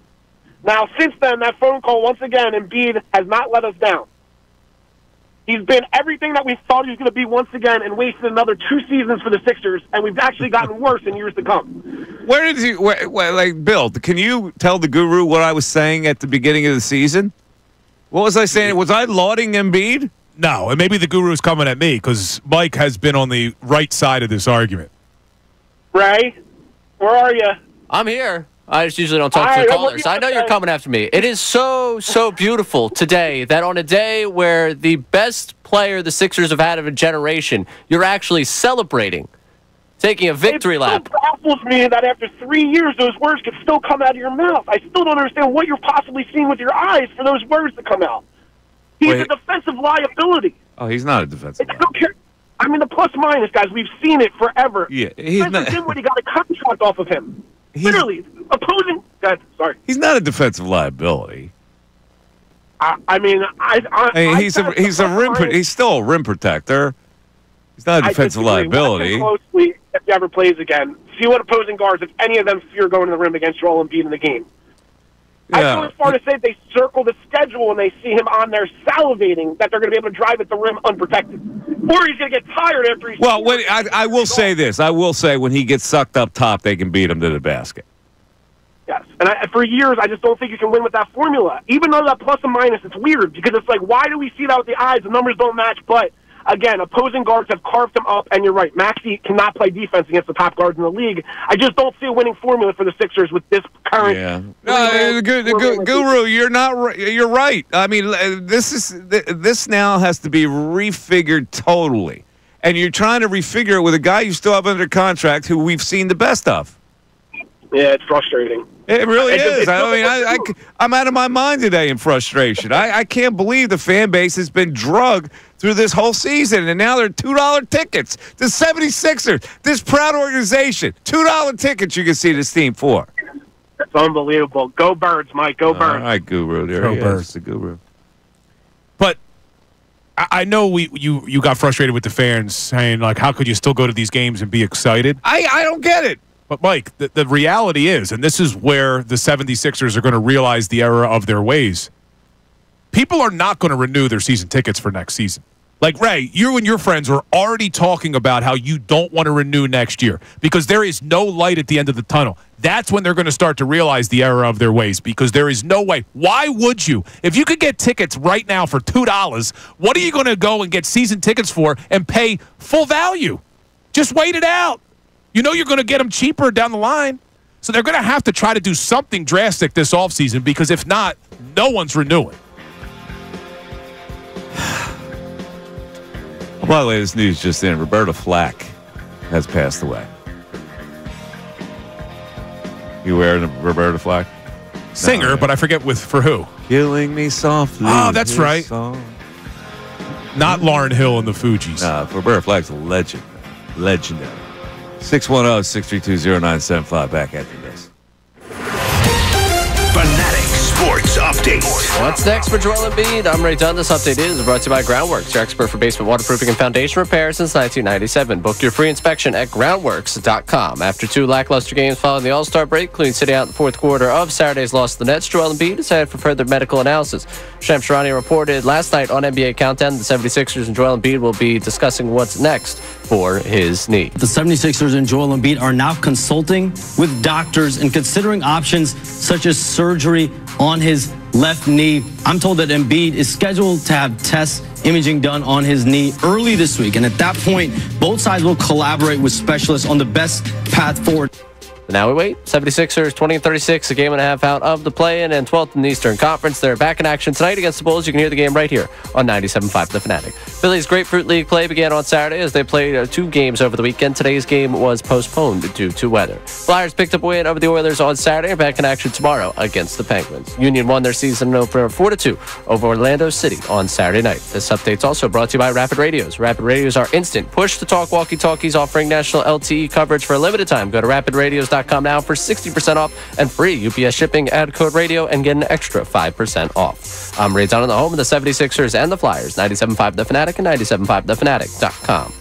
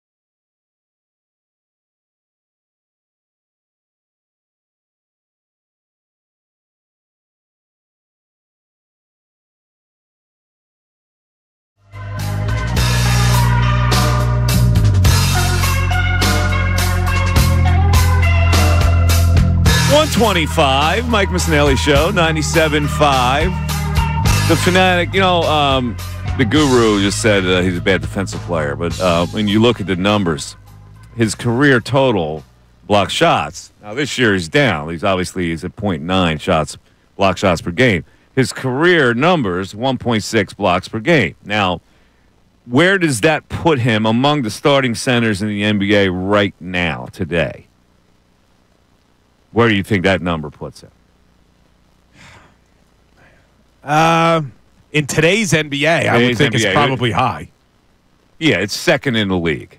Who's number one? He's tied with Miles Turner of the Indiana Pacers at 1.6.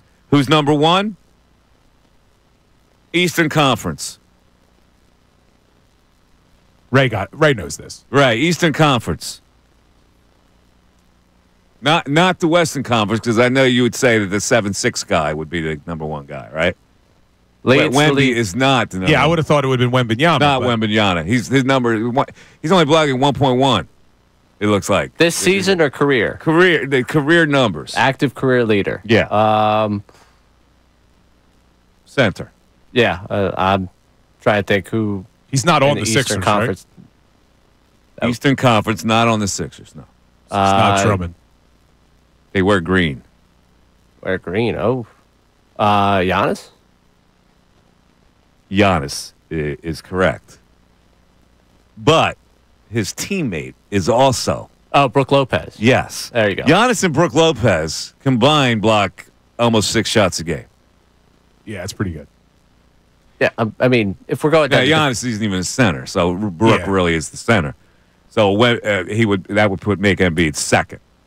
Now, let's talk about Giannis for a second. Mm-hmm.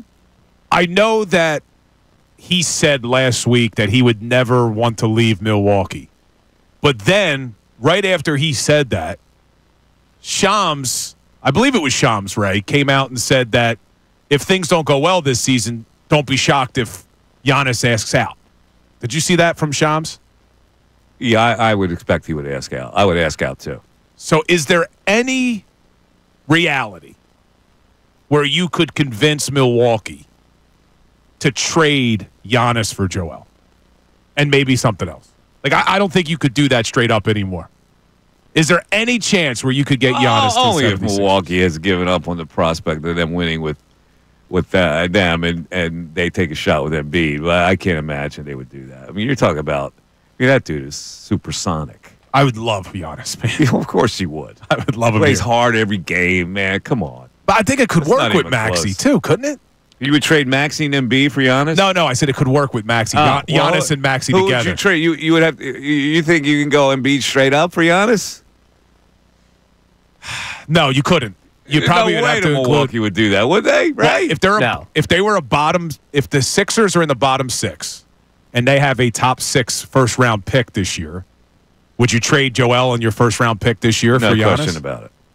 I don't think there's a chance in the world that Milwaukee does that deal. Well, on MBD, can we get Bill an Uber home? He's not suitable to drive.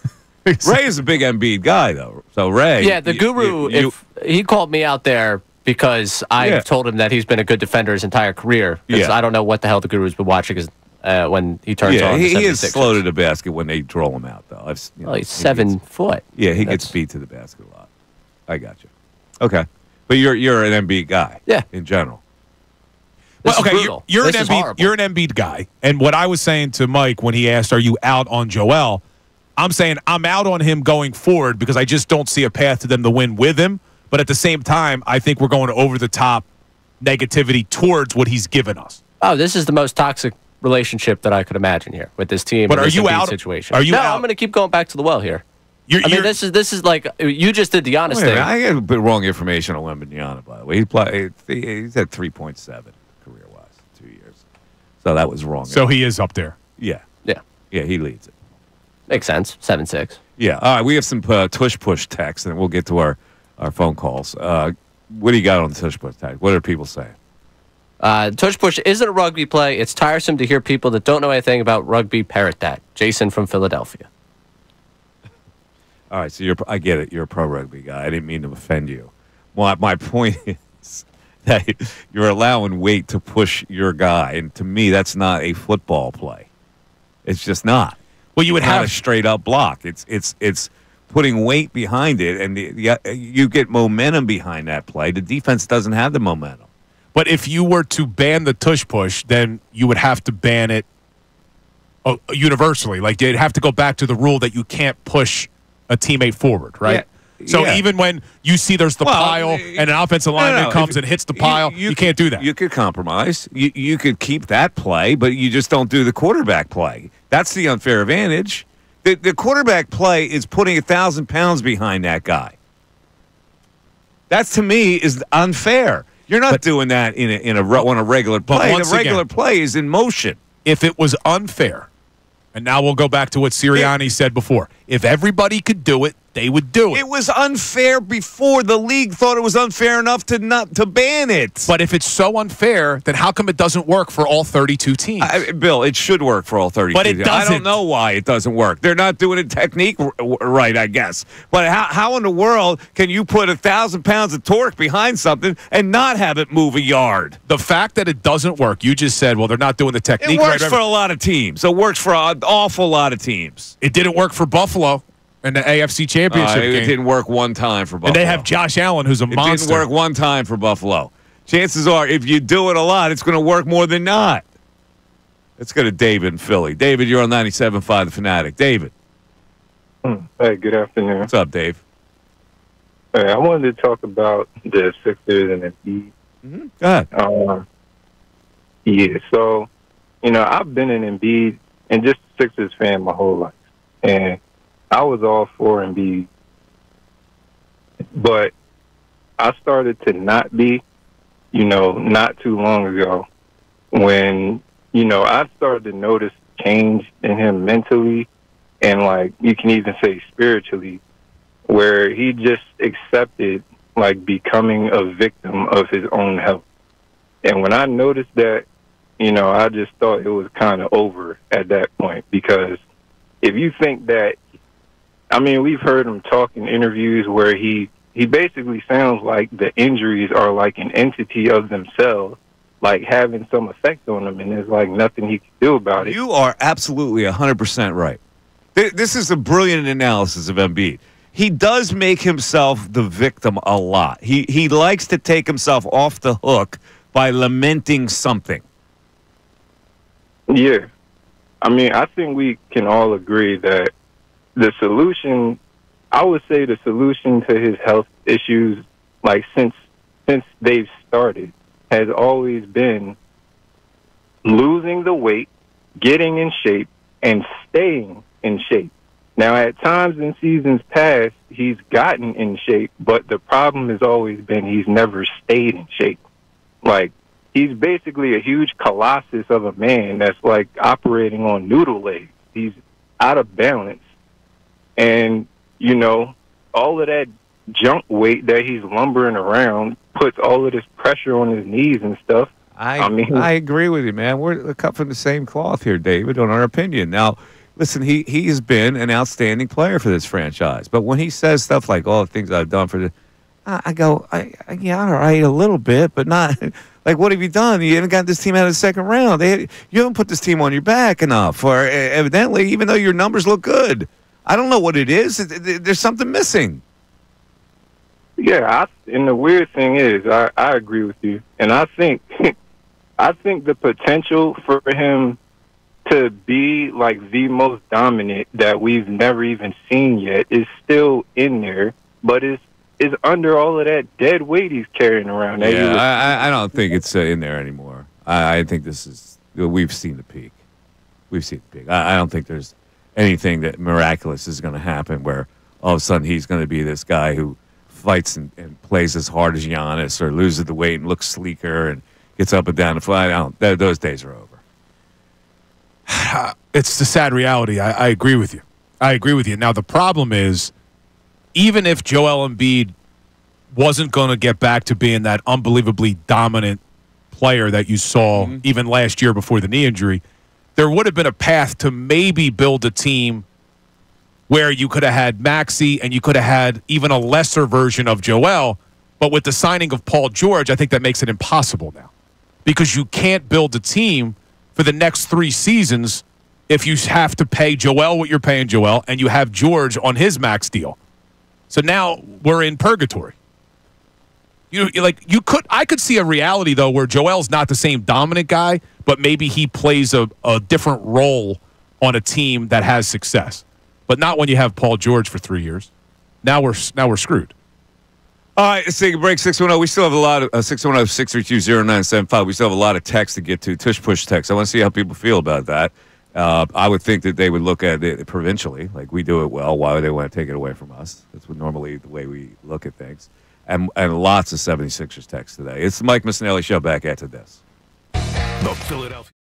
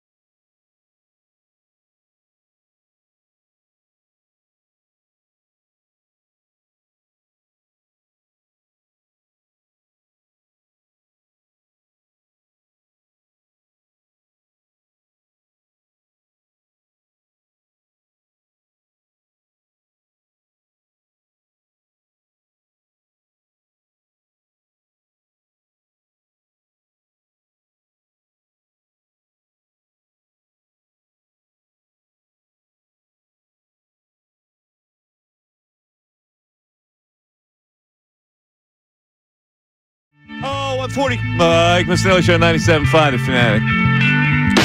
Let me read a text from one of my fans. Sorry, but I agree 100% with Gilly. media, not just sports media, always try to go over the top for clicks and views. Crap, you guys wanted Sirianni going after week 2. LOL. Yeah, you know what? Here you are. Here you are, right here. Well, listen, I understand you're always going to be a fanboy. You're always going to side with the player. The media brings you the information. It is amazing to me how people could disrespect the media who's out there pounding the pavement trying to get the information that they use in everyday life to talk with their friends about. But the media is always the culprit. You people are the biggest bunch of ingrates I've ever seen. Seriously. Well, the media did get blamed for the mess Brandon Graham created, and that was all Brandon Graham. And somebody else creates it, and the media reports it, but it's the media always kind of trying to cause trouble.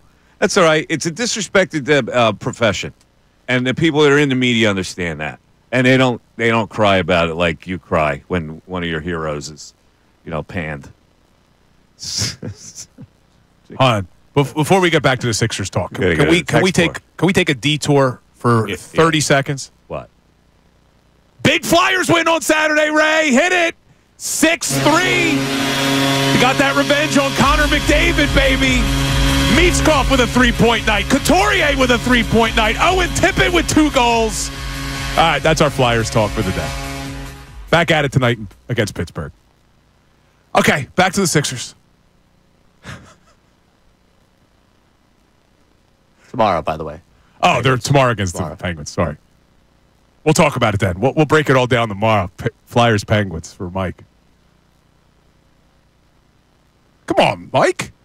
At least we got one winner team that's trying to play. Go back to the text board, right? What do we have on the tush push? Realistically, the tush push or brotherly shove is nothing more than a QB sneak. If you eliminate it, you have to get rid of that altogether. Oh, where do you come on? How stupid is that view? It's just like a quarterback. It's not a quarterback sneak. Quarterback sneak is one man trying to wedge his way in there, not a 1,000-pound lever behind him. It's not 1,000 pounds. Stupid. Yes, it is. It's almost 1,000 pounds. You got Saquon. It's 800 pounds. You got Saquon and Goddard, so you're probably about 400. All right, 700. I'm sorry, it's only 700. Listen, if everybody could do it, they'd do it. Well, like, here's my problem with it. My problem with them trying to outlaw it is figure out a way to stop it. Oh, figure out a way to stop it. You can't stop it, Bill. It's weight distribution against feebler weight distribution. You can't stop that. You could fumble to snap. There's a lot of things that could happen. Yeah, you would have to stop yourself. We saw it. We saw Hurts fumble, pick it up, and still score. It's not the same as just stopping it. You fumbled it. All right, what else on the tush push? Mike, how can you be okay with Mahomes flopping, but you have an issue with the tush push? How can I be okay with what flopping? What am I okay with? If you flop, then the official should call it. Like, well, I don't understand what the analogy is here. What do you mean flop? He's talking about Mahomes. When we got in the battle where I said I couldn't stand that he didn't flop. He slowed down his progress before he got out of bounds so the guy would hit him. It was strategic. And then when the guy hit him, he flopped out of bounds. He got hit. And it was ridiculous. and he throws his arms up looking for penalties constantly. And if any Eagle would have done that, you would have said, that's a great, smart play. I don't like Stop your nuts. It's an insult to the game. What else we got, Ray? Regarding the tush push, or what has been known as the QB sneak for 100 years, how many injuries happened on the quarterback sneaks this year? And how many injuries happened on kickoff returns? I understand what the issue is. What are you even talking about? There's a lever of weight that's pushing the guy. It's not just a quarterback sneak. All right. There's a quarterback sneak, and then there's a tush push. So then why not, if it's just about the weight distribution, why not take a defensive tackle and put 2 linebackers behind him and you push back on the defensive because then side? You're leaving the flanks open where it's an easy gain if you pull out of the tush push. Well, then that's strategic then. No, it's not strategic. That's a strategic it's unfair. Because if you try to match that up, obviously the smart team is not going to run the tush push into the teeth of that. Come on, dude. Stop it. Stop it. You know what else we need to stop? I threw out that stupid question about Giannis. They clipped it and put it on our Twitter, and now we're getting killed. Dumbest question in the history of sports talk radio. Oh, that wasn't our main topic. It was a throwaway. Yeah, well, I was... All right, let's get back to the Sixer text, and then we'll get to Jimmy in Germantown's been hanging.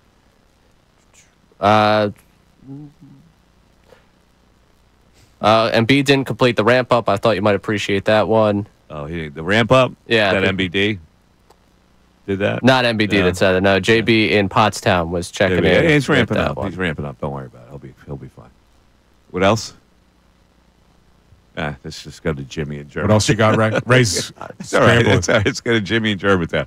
Jimmy, you're on 97.5 The Fanatic. Jimmy.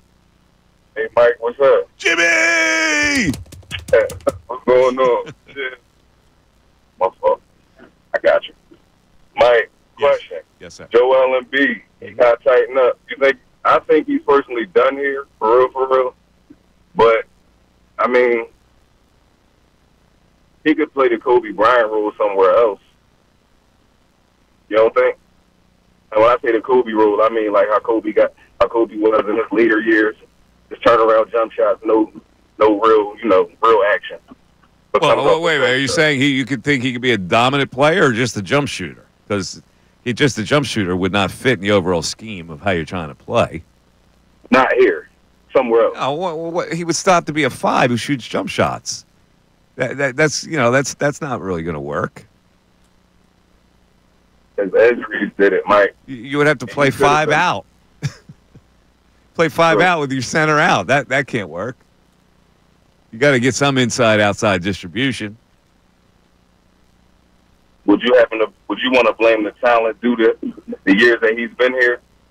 I'm tired of blaming everything around him. It's like we've seen the best of him, obviously, and I think obviously there've been a lot of freak injuries, but there's been a lot of stuff that he could have controlled that he didn't, and instead he relied on woe is me, and I don't players like that are really great players don't rely on woe is me a lot, and he does.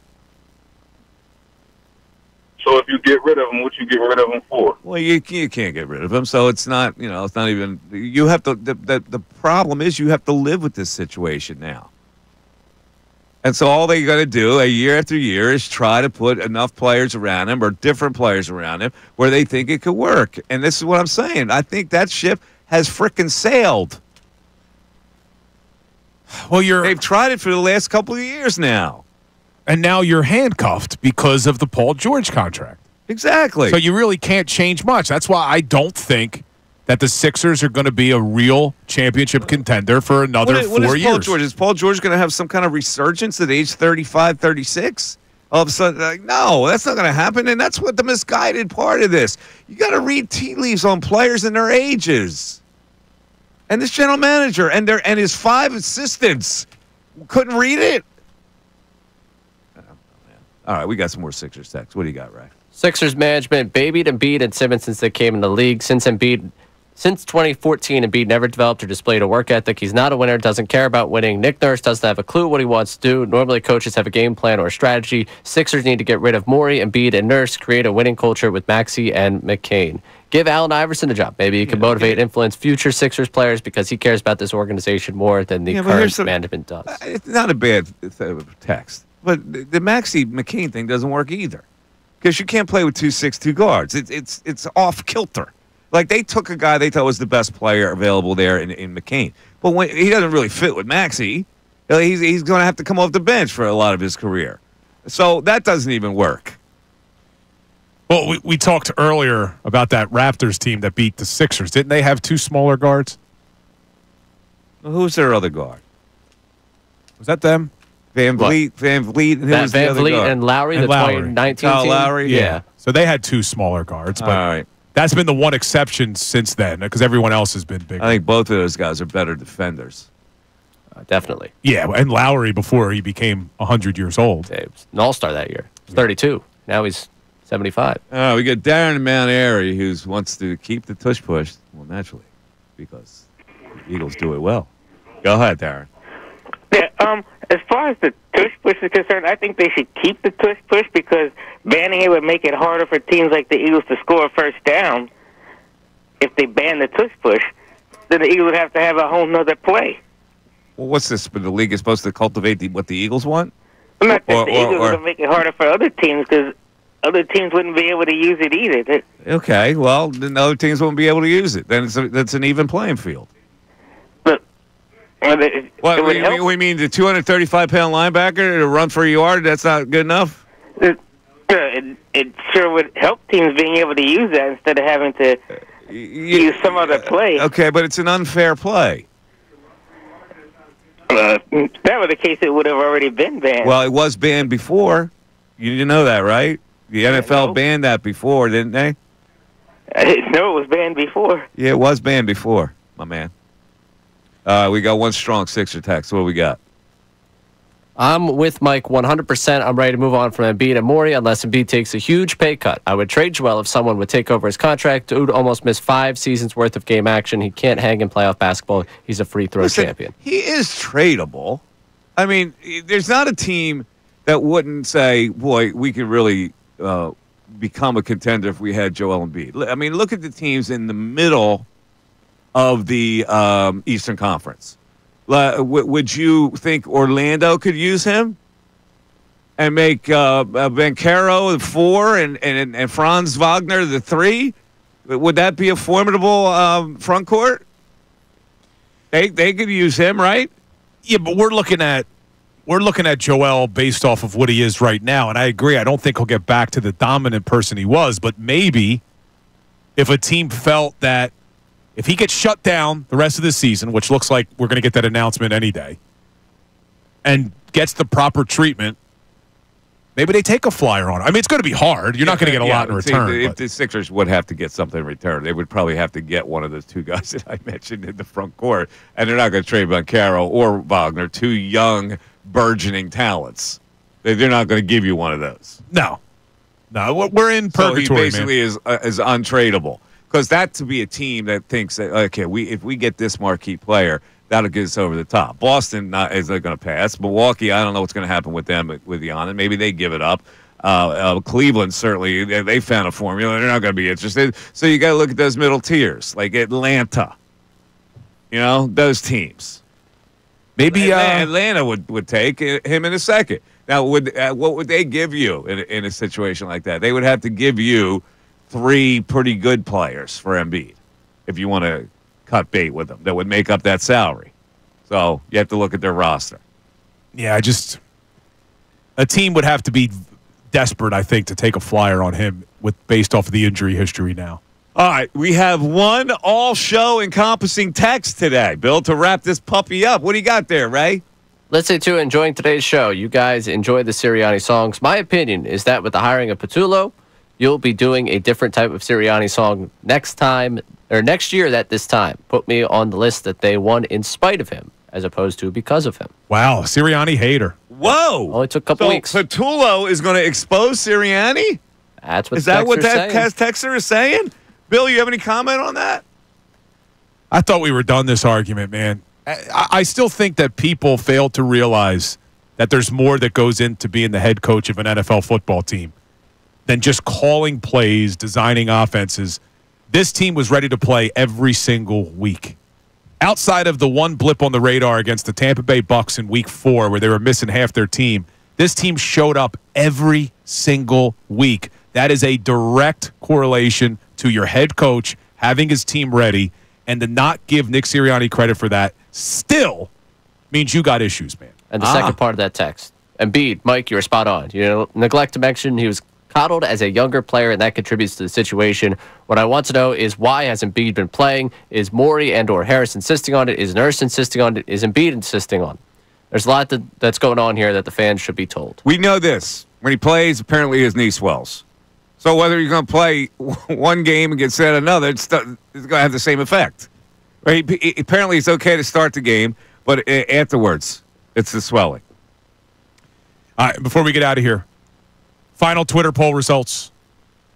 Sirianni love with a big win at 54% over Cole Campbell's Sirianni version the of other, Zombie. The other song, you slit your wrist. No, that was a good song. I'm everybody. It's the Mike Missanelli Show. We'll come back at you tomorrow. Have a great night. We'll talk to you then. Fanatic